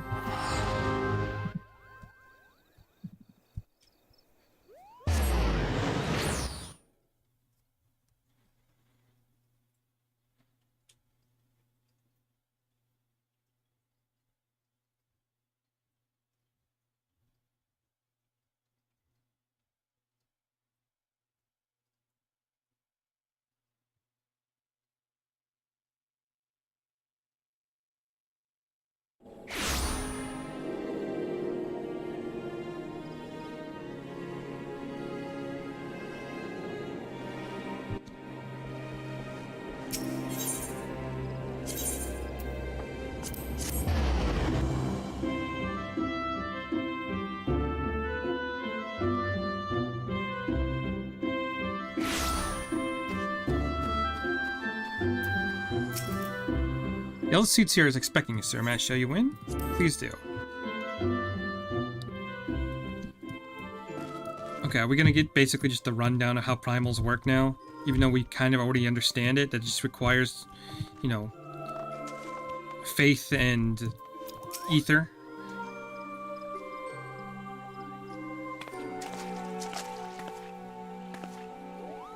Lions, you have returned to us, unharmed and victorious. Thus have I two reasons to be glad. Yet many questions remain unanswered. If you'd be so kind as to oblige me, I would fain hear all that has occurred in Thornmarch. Then it is as we feared. The king really is a primal. But he really isn't, is he? I mean, the Moogles didn't worship him, for one thing. He's not even a god to them. That doesn't sound like any primal I've ever heard of. Then mayhaps the fault lies within the definition. The fact remains that through a combination of powers contained in the crystals and the force of their collective faith, the Moogles called forth a being that by right should not exist. Moreover, when slain, said being left no corpse, the to which comprised him instead scattered to the four winds. According to the accepted definition, he may not be a primal, but the mode of his manifestation was in every respect the same. Which means... Asians, this whole business reeks of their handiwork. Kupo? They said it was a masked man who taught them how, years ago. But Gridania has no shortage of masked men. And I never thought the question... Confound it all. How many more will they ensnare with their tainted gifts? Too many, I fear. For long as there are paragons to stir the embers, fools to build the pyre, and crystals to feed the flames, ever and again shall we suffer primal visitation. A somber thought, but a sultry... I don't even know how to say it. That's sultry, but it's like... Satry? It's weird. It's a weird word. It's a weird word! What do you want me to say? The word. I don't know how to say the word! My heartfelt thanks, Lion. Already the information you have provided has proven invaluable. The Grand Serpent Marshal and I shall have much to discuss. Before you do, my lady, I was hoping we might finish discussing that other matter. The matter which you speak has now been settled. The Science shall not want for support. We shall be glad to send additional supplies to Rivenant's Toll. We knew we can count on you, my lady. While Yeater and I remain to discuss the particulars of our arrangement with the Elder Seedseer, perhaps you could return to the Waking Sands and appraise the Descendant that all has transpired.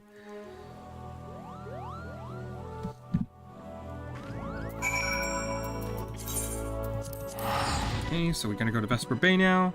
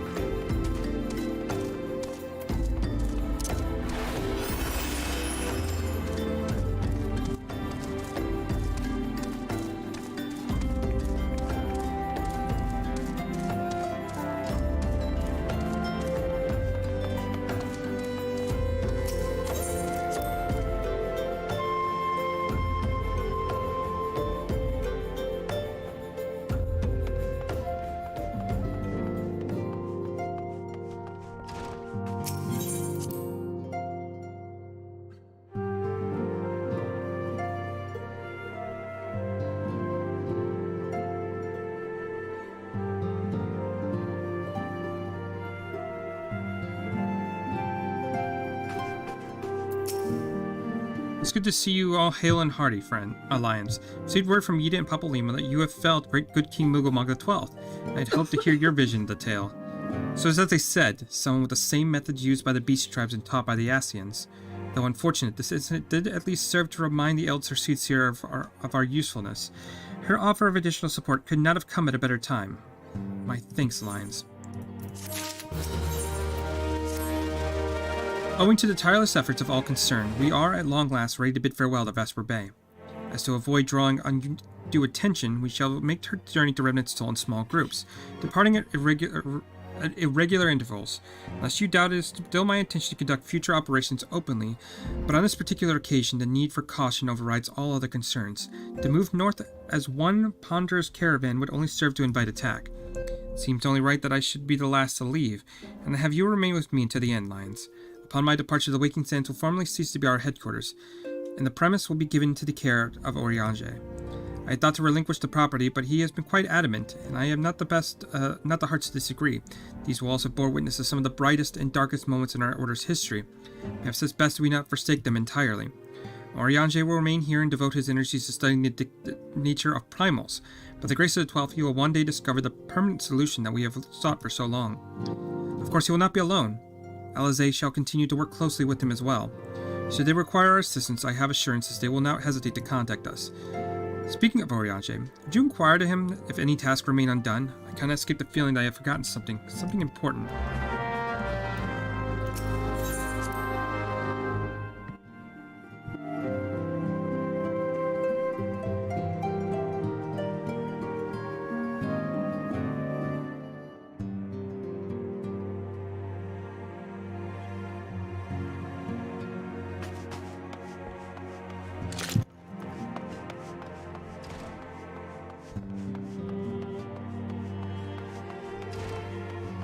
Alright, might as well speak with Oriange just a little bit, get a bit more plot done. Thou art ever welcome, Lions, and I require no assistance. Pray take thy leave unburdened by concern for my well-being. Verily, the countenance bespeaks a desire to quit this place without further delay. Perhaps thou thinkest this chapter of our tale concluded, that these halls might rightly be consigned to the annals of history. In man's eagerness to seize the future, how readily he thus set down the past. Full many a proud... I hate how this guy speaks. Full many a proud pioneer hath bravely stridden into this great unknown, only to find that the banner of his ancestor faded by the aeons, and still man glorieth in his discoveries. 'Tis through his pride that wisdom doth ever give way to ignorance, while they who lurk in the shadows remain hidden, lost no sooner than they are found. Speak normally! Be not offended, Lions. Thy conduct hath been beyond reproach. Despite thy surpassing strength and all thy many victories, thou hast never been convinced of thine own greatness as to imagine thyself above the failings of thy forebears. Perhaps it is the echo which has opened thine eyes to the lessons of history. But that the same could be said of...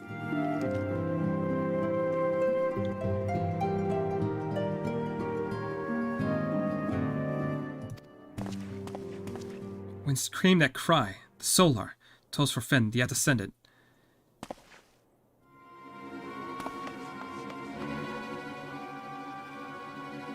Oh, is this when What's-His-Face shows up?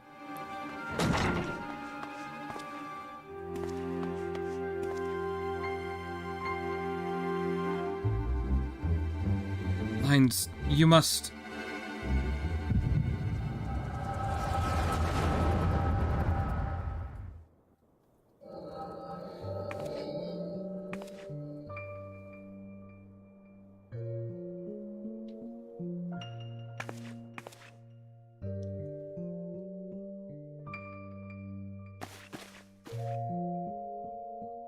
Tell me, Louisoix, would you have done the same? Louisoix Laviere was a remarkable man, wise beyond mortal measure, although I have met him prior to his passing. A white-hooded Asian?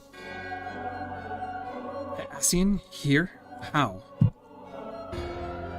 How readily you see, you are indeed gifted at Descendant. You are not like the others, your robes. Gifted but ignorant, yet I shall not judge you harshly. fault lies with your forebears. It has been millennia. Mine are the robes of an emissary. Unlike he who came before, I have no quarrel with you. You speak of La Habrea. La Habrea is a warrior. He fought. He fell. He may yet learn from his mistakes. Then he is still... Come, I only confirmed that which you already knew. There's no secession, no oblivion, only expulsion. What are...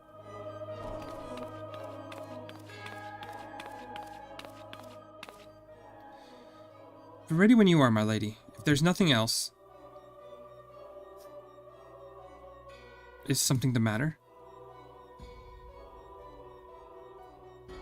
I feel the same way. After everything that has happened here, it feels strange to leave, but I'm sure you'll soon get used to Remnant's toll.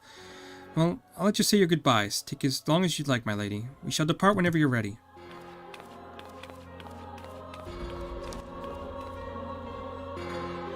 It is only to be expected. She lacks the gift and knowledge both. To her we are indistinct. I do not understand. Shadowless, fleshless, formless. What truth there is in each tale is diluted by time and telling. Knowledge dictates expectation, and expectations colors perception. Thus did she perceive not. So it is with all but a chosen few. Even you, when young, could not yet see with eyes unclouded. You know nothing about me. Nothing.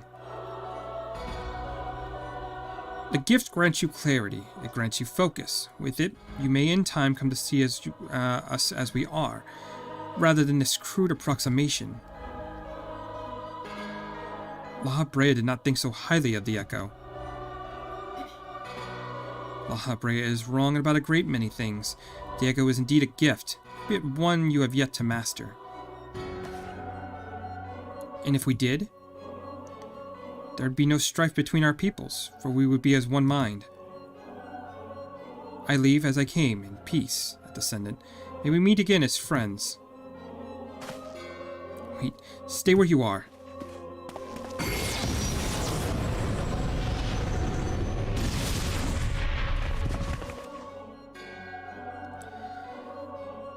Mayhaps I was indelicate. 'Tis a mercy she shields her children with his grace with... Wait. 'Tis a mercy she shields her children from his grace with such resolve. Was it also by her hand that you survived the ARR, I wonder?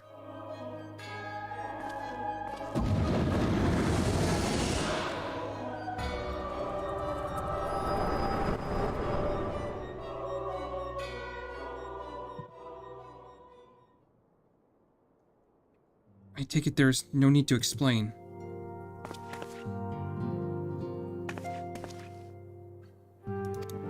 Damn it. Did not mean to do that. I heard a cry. What happened? Are you alright? You look faint. Do you need to lie down? I could fetch you a flask of a special tonic. Oriange, send word to the students of Baldesion. Tell them to scour the archives, the forbidden tomes in particular. If there's any reference to an Ascian robed in white, however oblique, I would know of it. An Ascian, my lady. Was that what gave you cause to cry out? I did but moments ago catch a glimpse of a figure in white set forth from the waking sands. Yet Ascian are wont to employ teleportation magics. Why would one be so brazen? I know not or care not. Find him, lions. Turn every stone in Vesper Bay if you have to. Pray attend me, Tataru.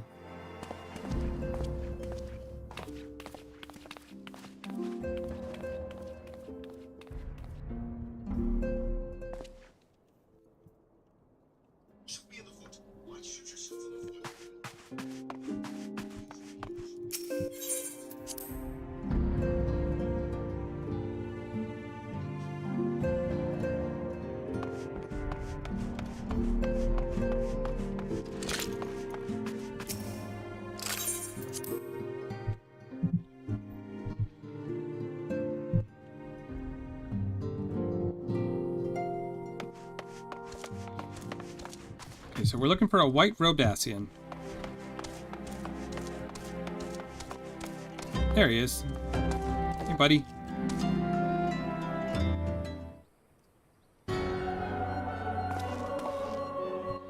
I am told that you are the warrior of light, but I would know for myself. I shall walk north, and you shall choose to follow. Know, however, that you will be laid waste if you do, may even perish. Should you survive, we'll speak anon.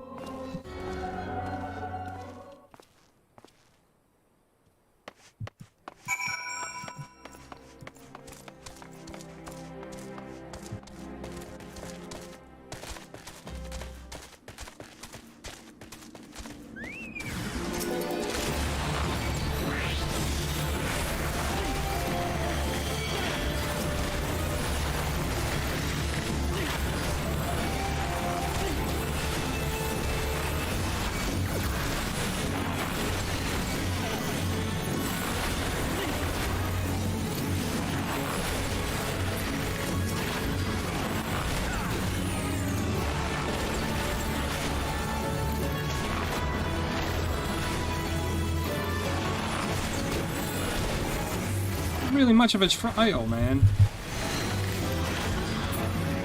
Did it pretty easily.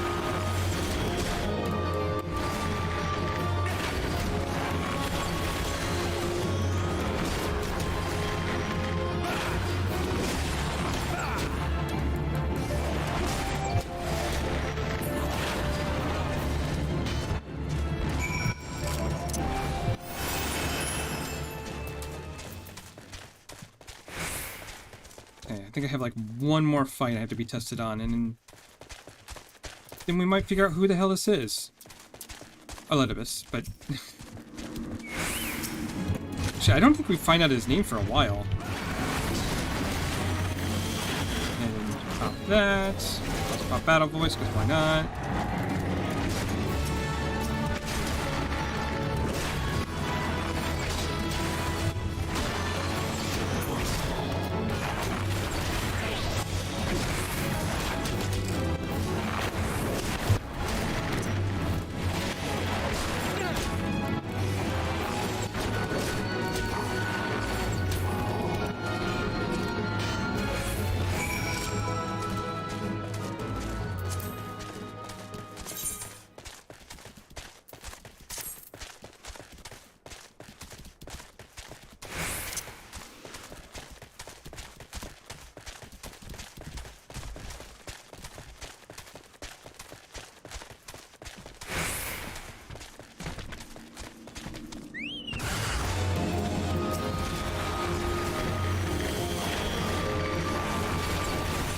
So we need to take out these guys first.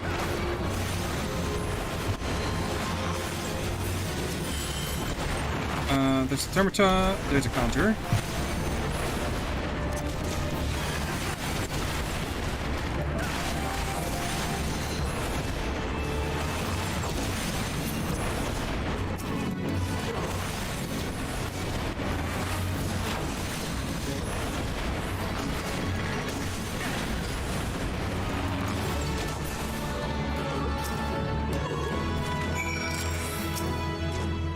How did the other one die? That was weird. Maybe our Chocobo just handled it? Remarkable. Truly remarkable. I thank you for granting me this indulgence. None save he who bested La Habrea could endure such an examination. Have the laws of man grown so twisted in my absence that it is now permitted to lay hands upon an emissary? You bore witness to my audience with the Act Ascendant, did you not? Then you know I acted only in self-defense. I realize the same cannot be said of La Habrea. Even amongst our brethren, he is considered unique. Nevertheless, I cannot wholly condemn his misdeeds, for through them we discovered you. one so strong in the gift that he can cast us out. Your mother favors you still, that much is plain, but surely you will feel it.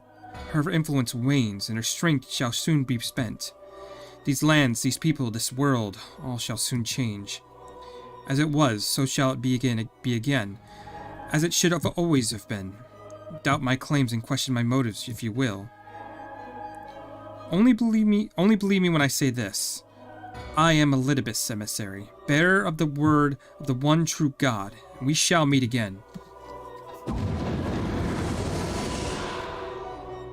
Okay, so we do find out his name here, Elidibus. So we got La Habrea and Elidibus, and much later we find out one of the other names of these guys. Actually, I'll be right back.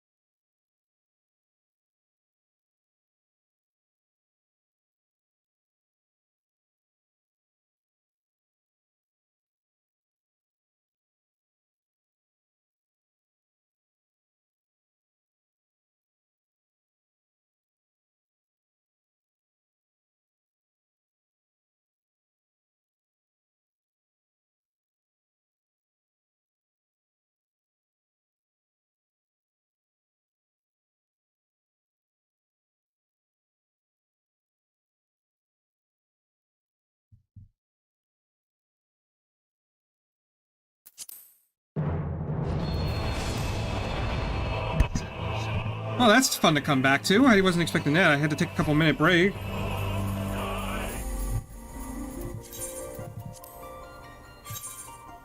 Well, luckily it shouldn't take too long to get back in. I wonder how long that's been, because, that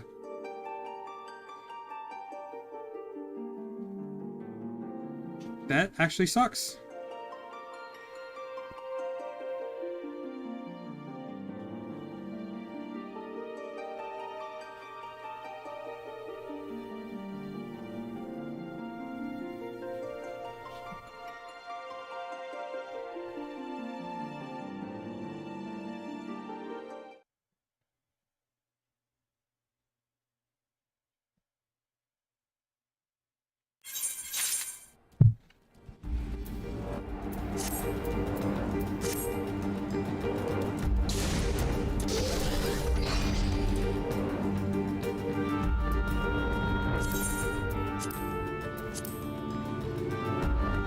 Okay, so let's go turn this in real quick.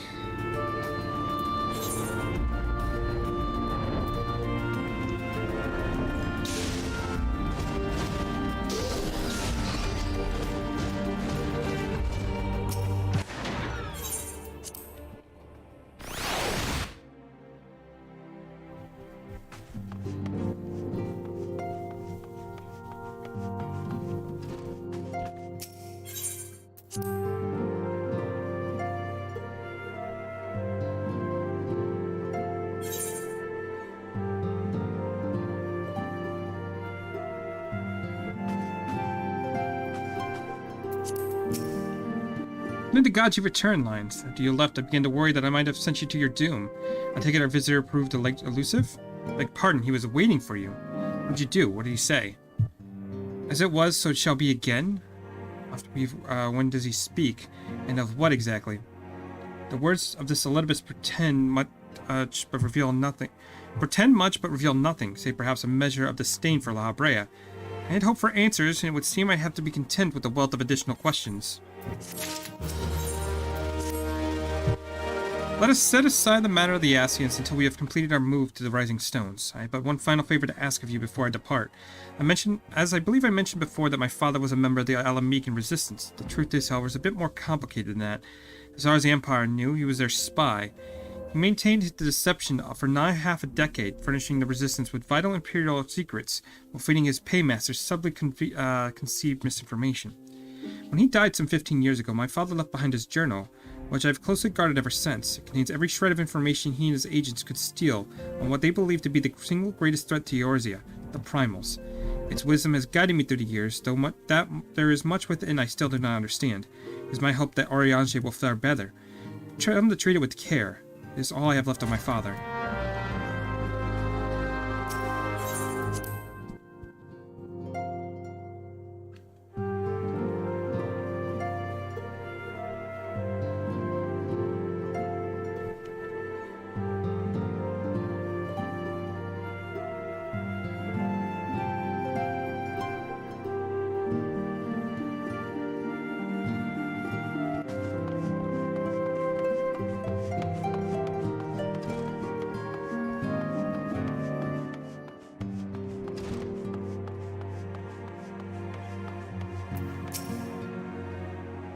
Thought thee departed, to what end dost thou linger? The father's final bequest, the daughter's lifelong labor. No small thing to surrender of such a cherished memento. Well can I imagine the descendant's pain. Upon mine honor, I swear to spare no effort in the study of these materials, lest my lady's sacrifice be in vain.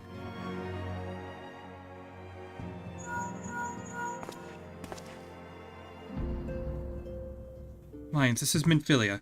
Forgive me, but I can wait no longer. I have departed for the Rising Stones. If you have yet to...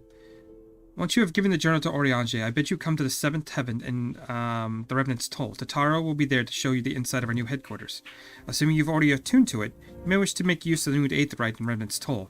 After all, it is right at our doorstep.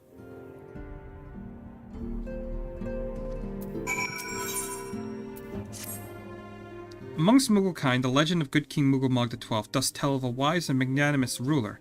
Alas, the entity thus summoned puts the the lie to this imaginings with this brief and undecidedly unpeaceful reign. It was most disturbing for me to learn then that the Moogle's guard have once again succeeded in placing their manic potentate upon his thorny throne. Methinks the agent of chaos doth lurk in the shadows of this deed. Only when the Askian's guileful intervention could have been called the king back from the Aether with such haste. As ever it falls to thee, the blade born of light, to banish the Paragon's dark ambitions from our realm. The Twelve only know what dire power doth corrupt the saviors of these gentle forest folk. Thy name has been called, Lions. The more moderate faction of the Moogles have joined with the Order of the Twin Adler in an effort to open up the path to Good King's domain. I bid thee make haste to Adler's Nest and once again pledge thine aid in disposing this royal myth's made flesh. Okay, so that's going to unlock the extreme version of the fight, which is fine. We're going to go over to Mardona.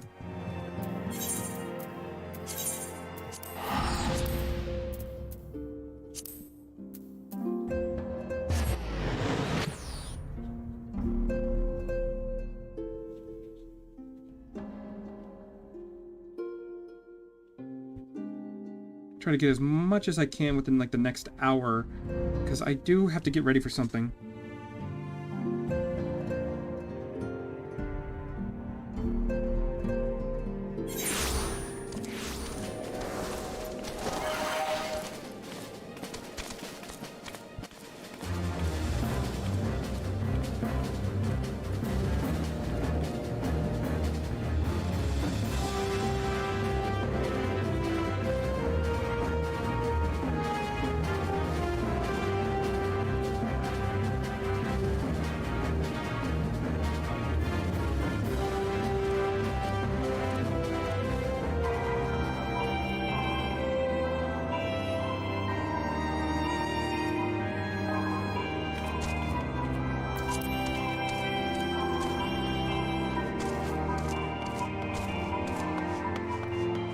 Please no. Oh no, I have more here to do. Okay, that's fine. What do you have for me? Good day to you, Lion, my wayfaring friend. Say, you wouldn't happen to be the man who slew the Tomberry King, would you? Yes, I did it a couple days ago. I knew it. By the onion, I have a fine gent for you, looking for you, that is. He has an appraising proposal on the table, and I think you should pay him a visit.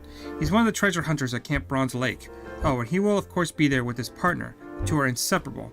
I'll let them tell you more themselves. Well, off to Lost and see you with you. A wayfarer like yourself must be privy to all manners of tales. So tell me, what do you think of the adventurers who purged the cultists from the ruins of Ampapor Keep? What? It was you who did the deed. Then you were the person I have been seeking. There is a man I would have you lend your ear to, a healer known as Edstan. He dwells at Camp Tranquil, from where he surveys the Twellswood. Of late he has sensed dark stirrings in Ampapor Keep, and would speak with one who has braved the ruins already. But I shall put no more words into Brother Estan's mouth. Pray attend him in the Salve Shroud. If you give him my name as proof of your intent, he will not hold a single detail that he has observed.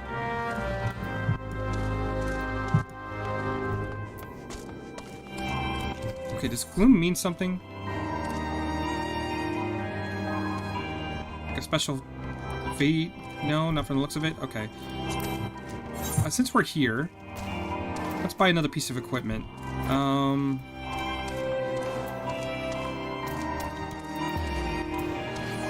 Maybe a ring of it?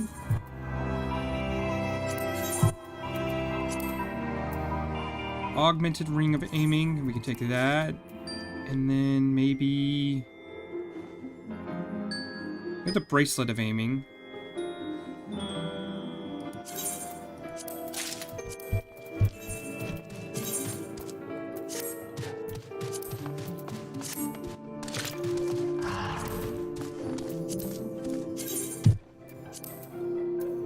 Okay, and now we can do Odin. We can also do Ultimus Bane at some point too, but I'll do that later.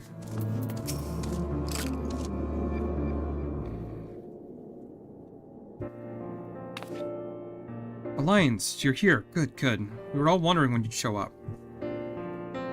So I was just telling your restive receptionist here.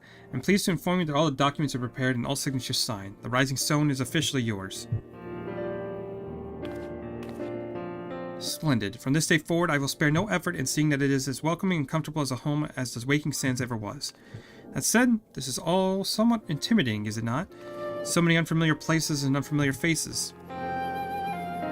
Brandon's soul is populated mostly by adventures, which means, as you might expect, there's been quite a bit of coming and going. Emphasis on the coming. As of late, with the investigation of the Crystal Tower hitting full stride, I've lost track of how many fortune seekers and scholars have shown up in the past few days alone, hoping to unearth ancient secrets. I don't suppose the tower's piqued your interest as well.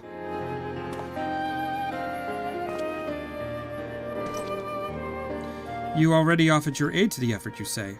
You certainly move quickly, my friend. If I wasn't otherwise occupied with my duties, I'd have half a mind to join you. Alas, I have to settle for hearing the tales of all you've seen upon your return. Be safe in there, yes?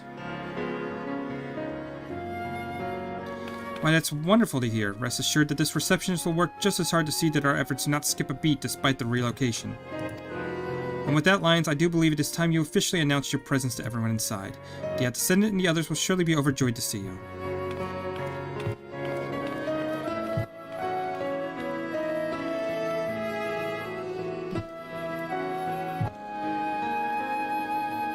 In order to progress the main scenario, you must first complete a certain quest in the Crystal Tower series. When you've gained a respite from your duties as a sign, use your time to probe the depths of the Crystal Tower and see what ancient secrets may be gleaned. Oh, is it actually telling me I have to do that now?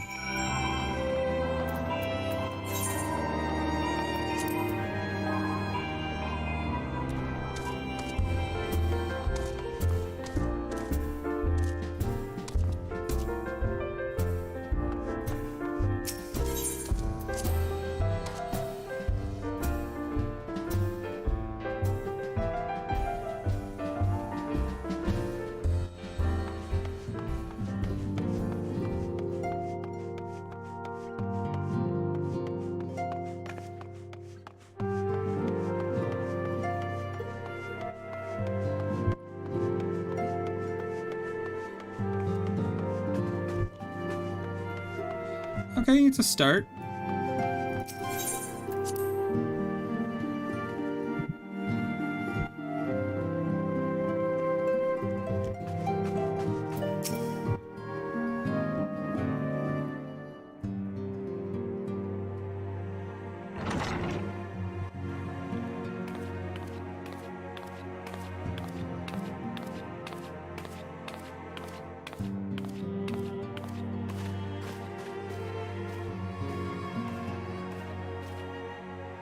Well, it is certainly spacious.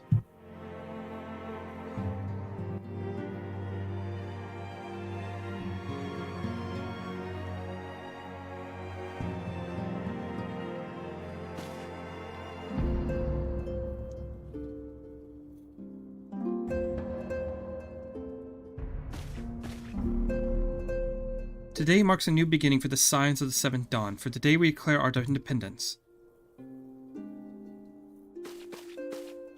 We shall henceforth be beholden to no nation, but serve all of Eorzea's people proudly and openly.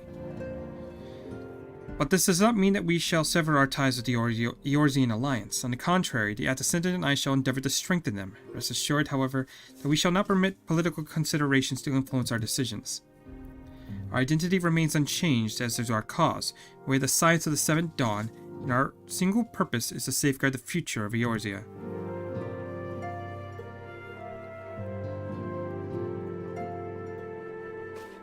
For Eorzea.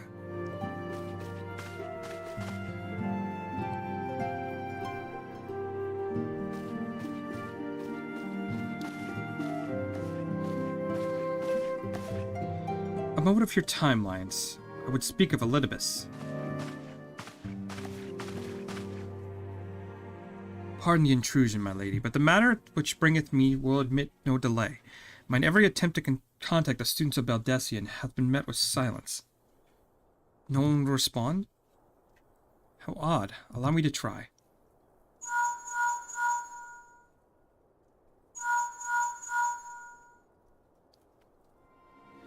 response. Surely they would not ignore us.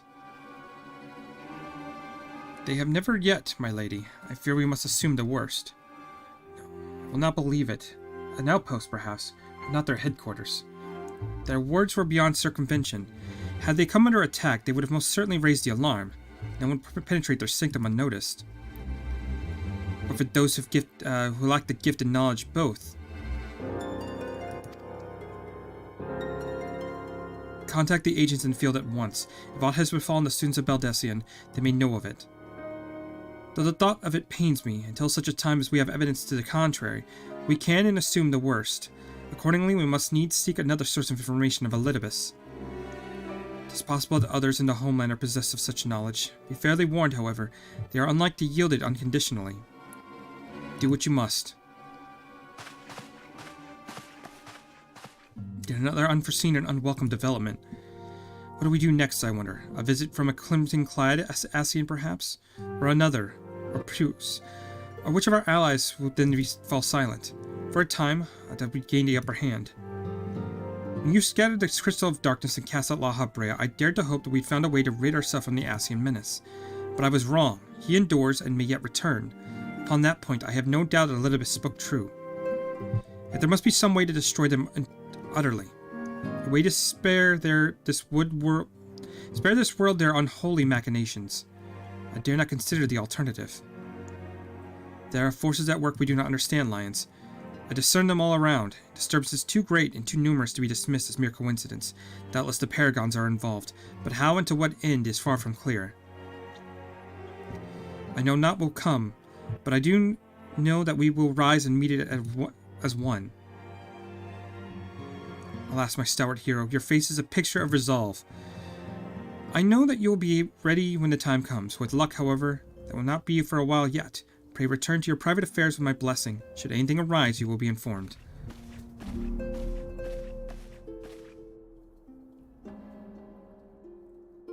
Creo, where are you?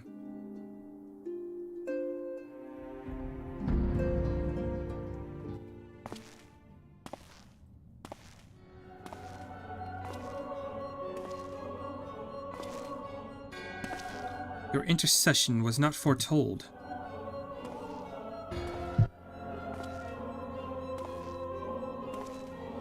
You object? We question. Our plans are in motion, your intentions unclear. You served the 7 Ardor, and we are stronger now in the gift. Does not they survived the 7th Ardor, and are stronger now in the gift. Does that not intrigue you?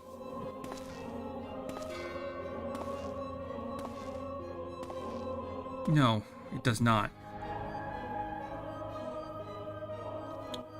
Serve as you will, so too shall I.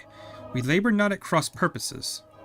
The wisdom of his plan shall become apparent in time, when the veil is lifted from their eyes, and at long last they see.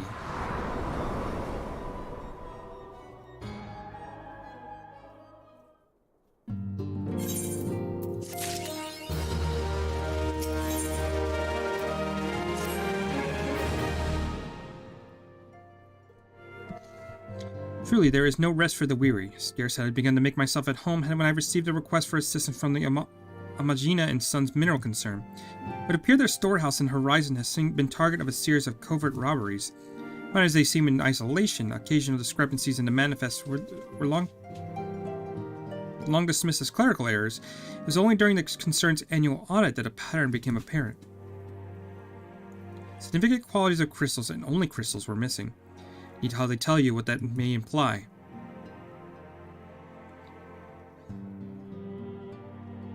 The Brassblades charged with investigating the thefts believe that someone within the concern is selling the crystals for profit. Alas, they have yet been unable to identify a likely suspect. The concern's proprietors have grown frustrated by the lack of progress. Needless to say, I would not have agreed to intervene had the stolen goods been of nearly monetary value. If there's even a possibility that the thief acted not out of self-interest but in service of a Primal, can ill afford to wait for the Blades to realize their mistake. Pray depart for the Horizon at their earliest convenience. Rendezvous with Y'shtola when you arrive. She and Thancred have already begun the preliminary investigation. I have every confidence the 3 of you should get to the bottom of these depths. I only hope that our fear has proved unfounded when you do.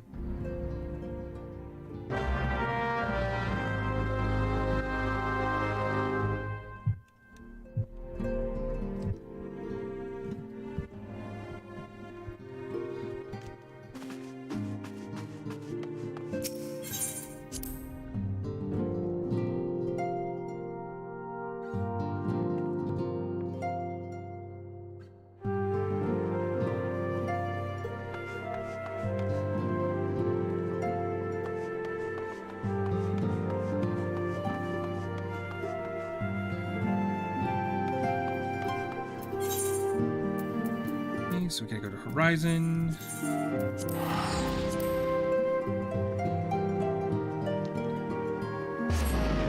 I'm not sure I'll be able to make too much more progress.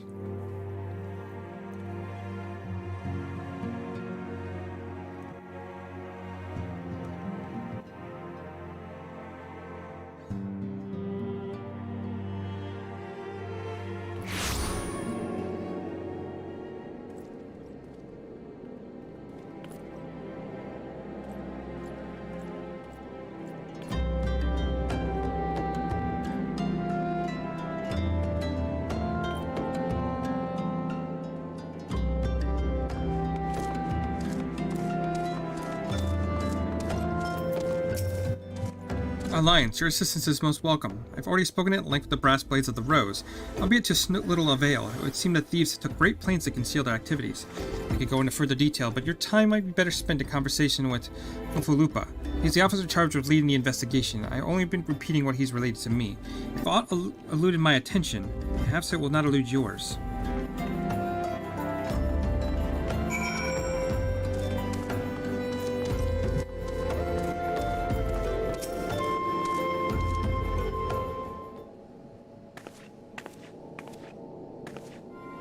Oh, hello there, Lions, was it? Yashola said to expect you. Terrible business, these thefts. You have to confirm the quality of the crystal stone, and I dare say it may be greater than... never mind that. I have news for the share. A short while ago, the driver of a heavily laden carriage refused to halt for inspection and broke through one of our checkpoints on the Royal Allegan Sunway. The cart bolted towards the eastern Danelin where, thank the gods, I hear one of our colleagues was able to apprehend him without further incident. A speeding carriage. It would seem curious choice for thieves of such proven cunning, yet the Amalsha do have a foothold in eastern Danelin. And what of the cargo? Do they carry the crystals we seek? We should be receiving a report any moment now, but I fail to see what else it could... Do you miss me, friends? I'm back, but I fear I come bearing disappointing news. On second thought, perhaps it's good news after all. Thancred, wherever have you been off to? I figured we had everything under control here, so I took a brief excursion to the east to check out on our Amalsha friends. And would you believe it, I happened upon a runaway carriage on the way, and even was able to do a small part to help my friends in the blast braids intercept it. In all my years, I've never seen such a prodigious quality of somnus. The blades would call it the greatest holes they've ever seen. The stolen crystals, on the other hand, were nowhere to be found. Is that so? I suppose we have no choice but to resume our search elsewhere. We can reassess our options as well. Come with us, Lions.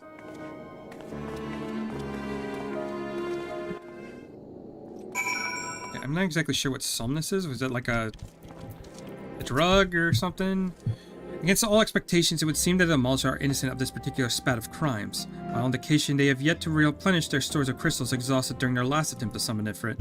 But I cannot fathom why anyone else would go to such lengths to obtain crystals in such qualities. I cannot be that we are dealing with simple thieves. If their motives were profit, why would they limit their trade to crystals alone? Plainly, we are missing something. While you think about what that might mean, I shall inform Orianche of our progress, or lack thereof.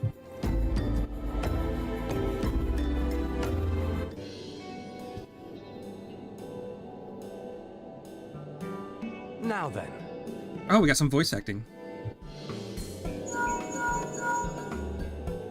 'Tis I.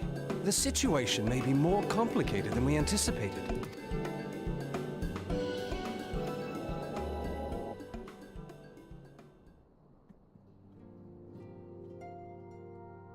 Indeed, I shall remain watchful.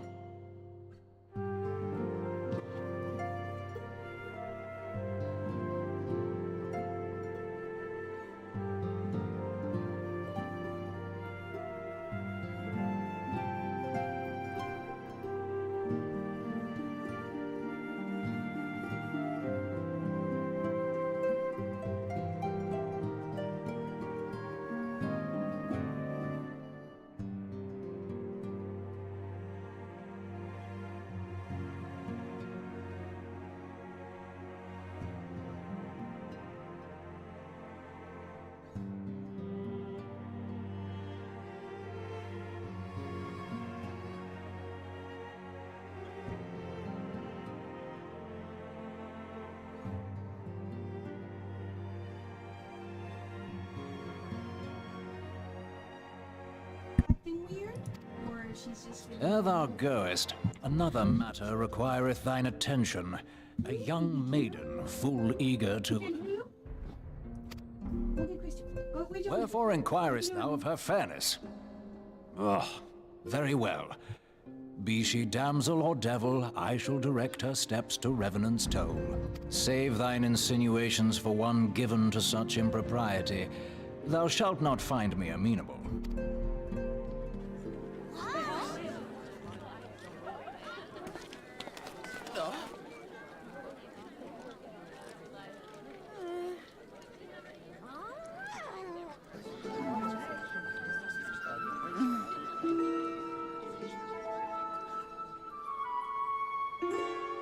Far across the sea from the land of Domar have we traveled. We seek audience with the ruler of these lands. Who here speaks for you?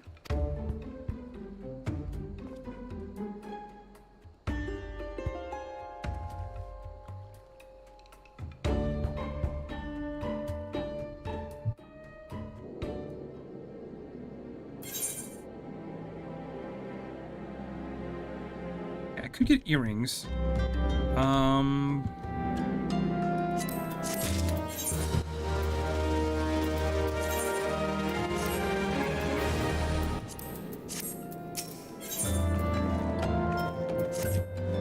Any bright ideas? A solitary flash of insight? No? Well then, for want of better suggestion, I should say try picking full of Lupa's brain again. Who knows, if we work together, we may yet find something of use nestled away within it.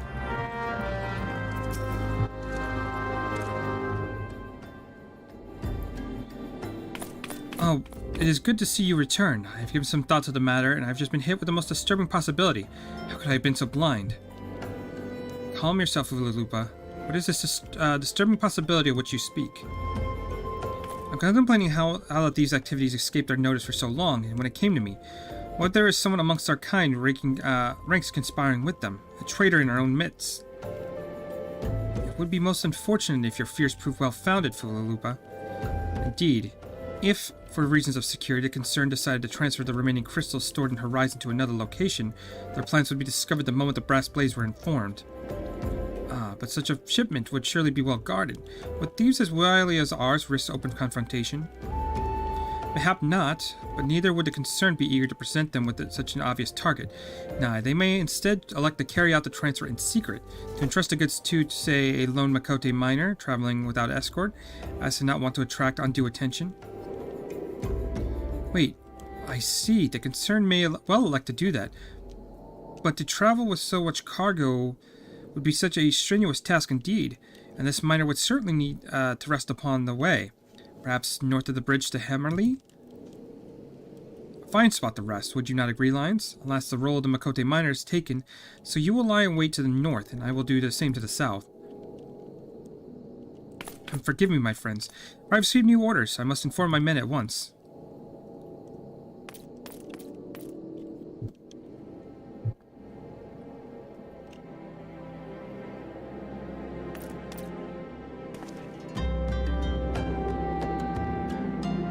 Call me a cynic, but I'd be surprised if these thieves lie down their arms and surrender. See that you've come prepared to offer some encouragement.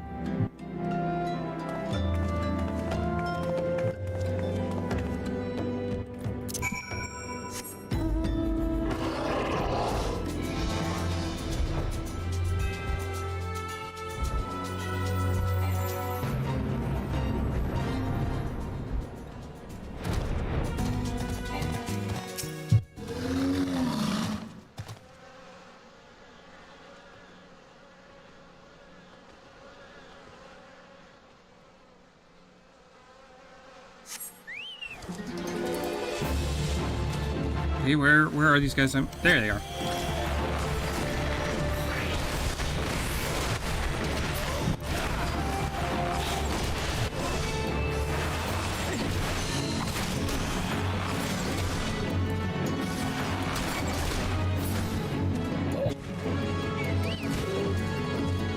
Oh, we got some more?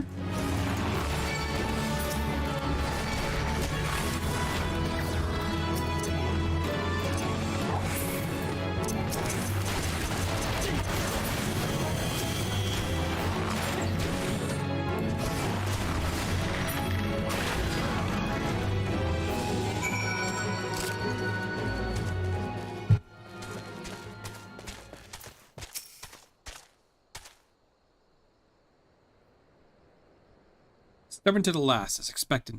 You unharmed? Still looks cute as a minor. A gang of seawolf thieves, and in Danelin no less. I suppose there's time for everything. Seawolves. All of them. Aye, and all the same the taste in facial tattoos. Blue, in case you were wondering. Our thieves are a long way from home.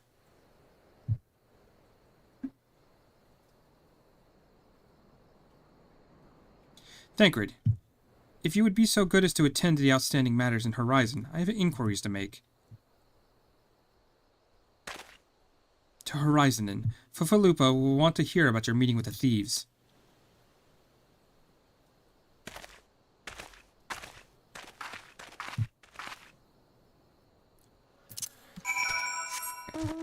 So this should set us on the path to Y'shtola if it's the Seawolves. Because they should be the ones that were like, I'm pretty sure they're the same group that was like from Sastasha.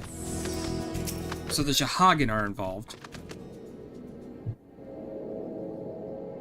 On behalf of the Brass Blades of the Rose, I thank you for the service to Horizon.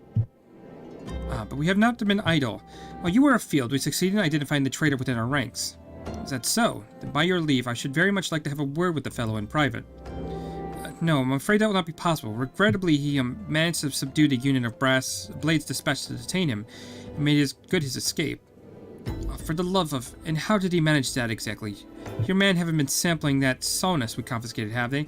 Or was he a giant in disguise? No, but he was quite strong. A sea wolf. Laminson born and raised, I believe. But do not worry, we will find him, and you have my word on that. I see. Pray keep me apprised of any developments. Yes, he's standing right next to me. Understood.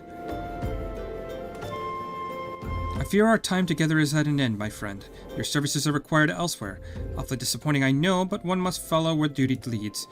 You might find it a little... you might try to look a little disappointed. Or do you mean to give me another one of your stoic nods? You do, don't you?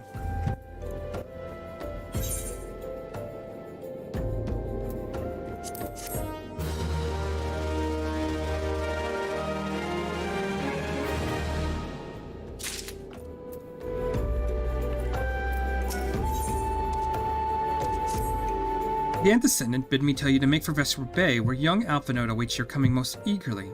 It is he who requested your assistance. Some commotion or incident, I'm not privy to the details. Hey, Nocturnal Tina, how's it going?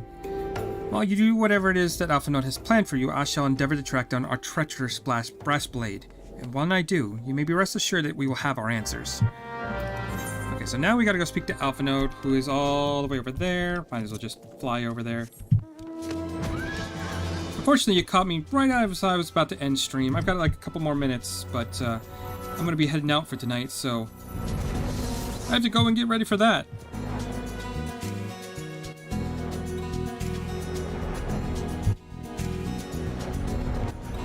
But Polly should still be playing some Final Fantasy XIV, so probably jump over there, give him a lurk before I head out.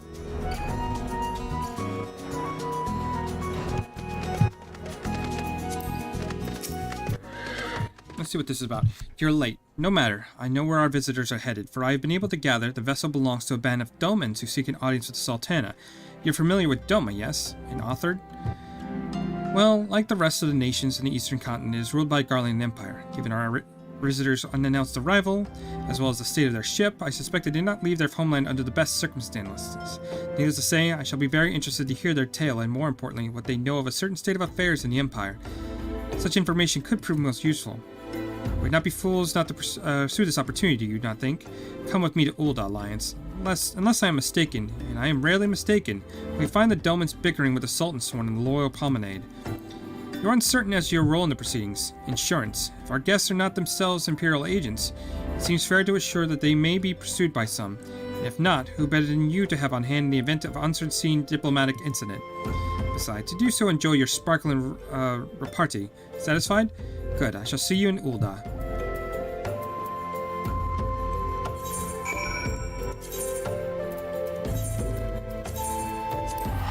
Okay, so let's go to Ul'dah real quick.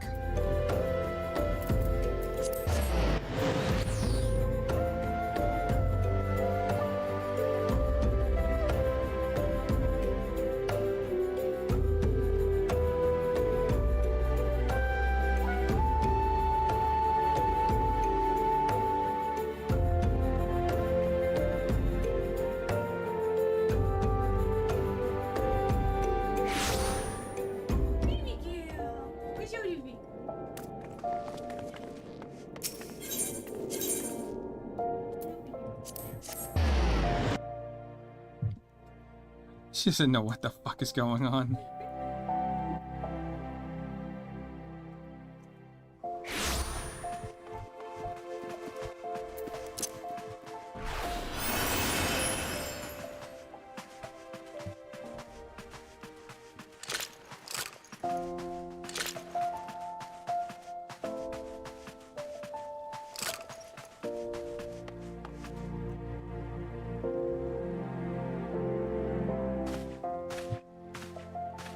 It matters not how many times you ask. Without the necessary permissions, none shall pass.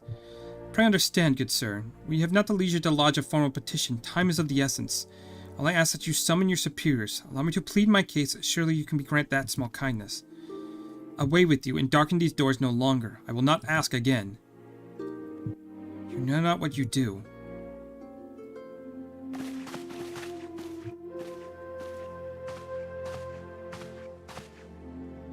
I gather your pleas fell upon deaf ears. A loyal man with a cold heart. I know his kind well. I hope you'll find me more to your liking. Alphonse Olivier, at your service, a friend.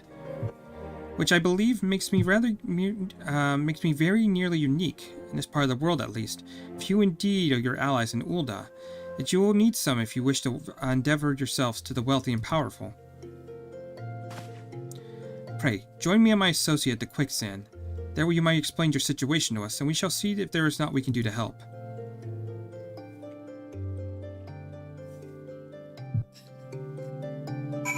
Definitely look like a main character in a cutscene. Yes. I am the main character. What are you talking about? Everyone else dressed so formally, and I just have a hodgepodge of random shit on me? Why is he wearing it? Because he thinks it's cool. Leave him alone. I'm so cool. I'm so cool with big bow. I'm so cool with Louis Mash. I don't care how I look. I have this is the items with the best stats.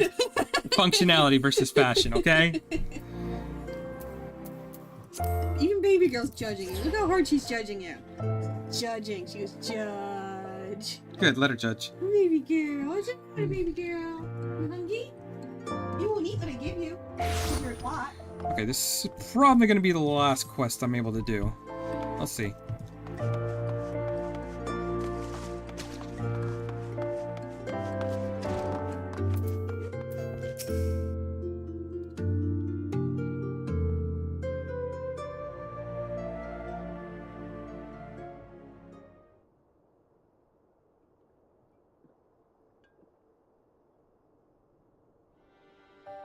We have traveled some several thousand miles across the sea from the nation of Doma, in hopes that we might find sanctuary in these lands.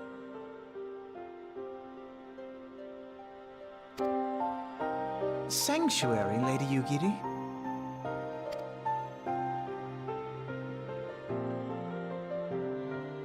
Aye. Lying within Othard, Doma was under the dominion of the Garlean Empire, as I'm sure you are aware. When the War of Succession broke out in Garlemald, we espied an opportunity to free ourselves from the yoke of imperial oppression and took up arms. Only to be crushed. And so I gathered what few Domans escaped the reckoning and guided them hither to your shores. A war of succession? Then the Emperor... Forgive me. You said that Doma was under Imperial rule, did you not? Doma is gone. Razed to the ground as an example to the other provinces. 12 have mercy. And your people? On a ship anchored in Vesper Bay, flying borrowed colors.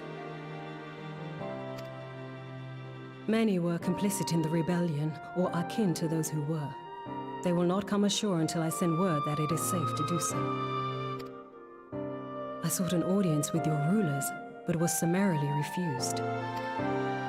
The lords of Ul'dah are not wont to entertain foreign refugees without suitable encouragement.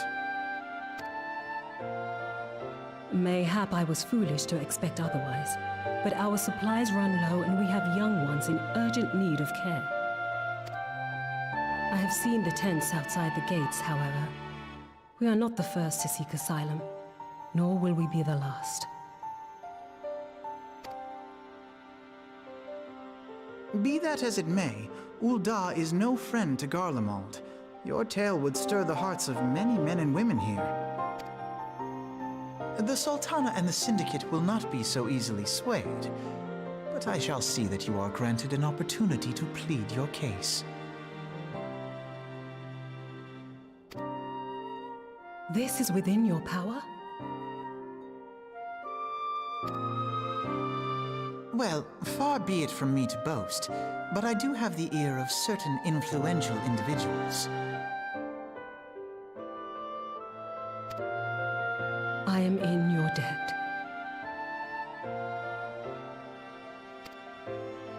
Lady Yugiri, forgive me for observing, but your choice of attire seems like to evoke feelings of mistrust.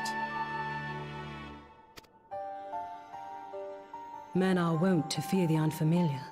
We know this from experience.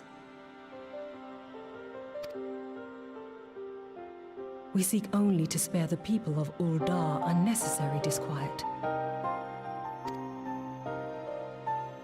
I shall defer to your experience, then. I thank you for your understanding. It seems I have urgent business with the Flame General. I leave our guests in your capable hands.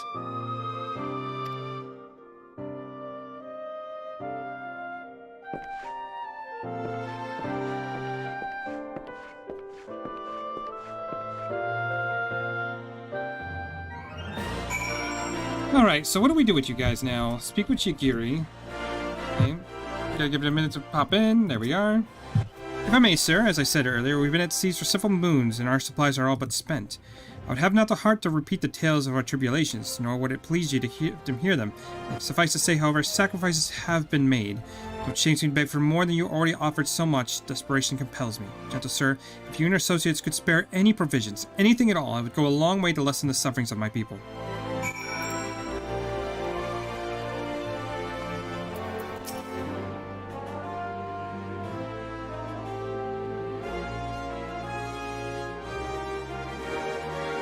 Hells. Why didn't you say so sooner, Lions? Of course I'll help. Couldn't have picked a better day, the truth be told. A wealthy merchant and his entourage were due to have a banquet here on the morrow. See, and just when sent word they won't be coming, meaning I have a boatload of foodstuffs and no one to feed. Best of all, they paid a lot in advance. Go on and call Fairdirth and Catherine at the Sapphire Ruby Avenue Exchange. Tell them I said to ship the little prince's order to the Waking Sands. If they argue, just show them these letters. That'll set them straight. Let's see, when I need to go, I always crack up saying EMPB. What?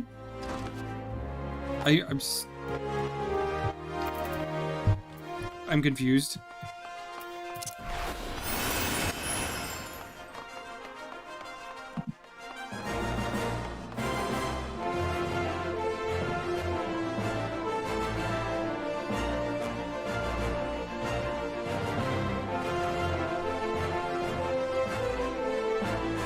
Ah.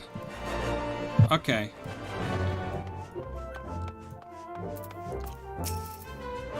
She's in the business of feeding refugees now. I ain't normally one to question Mistress Momode's judgment, but that doesn't seem wise to me. I'll not speak for the children, but if you ask me, any man who can't earn a crust deserves to go hungry.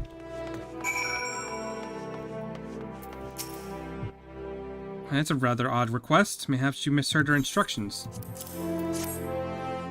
You know, you shouldn't encourage them like this. They'll start to expect it, you mark my words.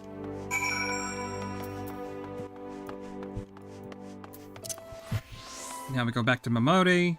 Or turn this in.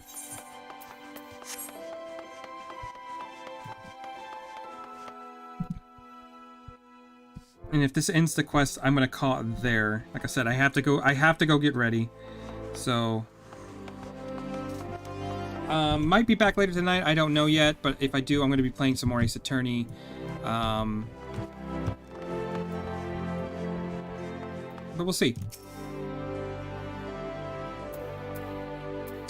They didn't give you any trouble, did they? Now you go and tell Lady Yagiri it's all in hand.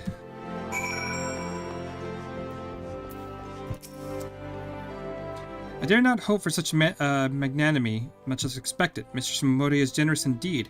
I shall be sure to thank her most humbly. Become an ulcer? I'm sorry. Hopefully everything is okay. Or at least can be treated. Lady Yagiri, I briefed the Flame General on our situation. I think you'll be pleased with his reply. We've been granted an audience. Before the Sultana and Syndicate both. She returned the Royal Promenade at once. You've done so much for us, Master Alphinaud. I swear we shall return the favor. Not as owed, Lady Yagiri, for naught has been given. This small favor you fairly won with your words. It is with your words you must win the favor of the Syndicate. And I shall choose them with care. You will be accompanying us, yes? Good. Your presence may serve to remind the Syndicate of the true meaning of philanthropy, and nothing but your unpalatable will be required of them, assuming the Dolmens are willing to earn their keep. Come, the Flame General awaits us on the Royal Promenade.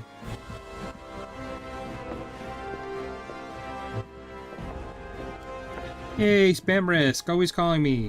Love it.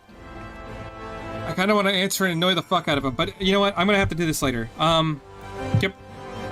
Thanks for stopping in, Nocturnal. I appreciate it. It's always awesome having someone who at least says something in chat. But that's Ifrit? What? That doesn't look like Ifrit. It just looks like a baby dragon. But okay. Yeah, I'm gonna have to go here, and if I am bound later tonight, it'd be nice to see people, but it's no big deal either way. Hope you guys have a good evening, and hopefully next time I get to Leviathan. That might be fun.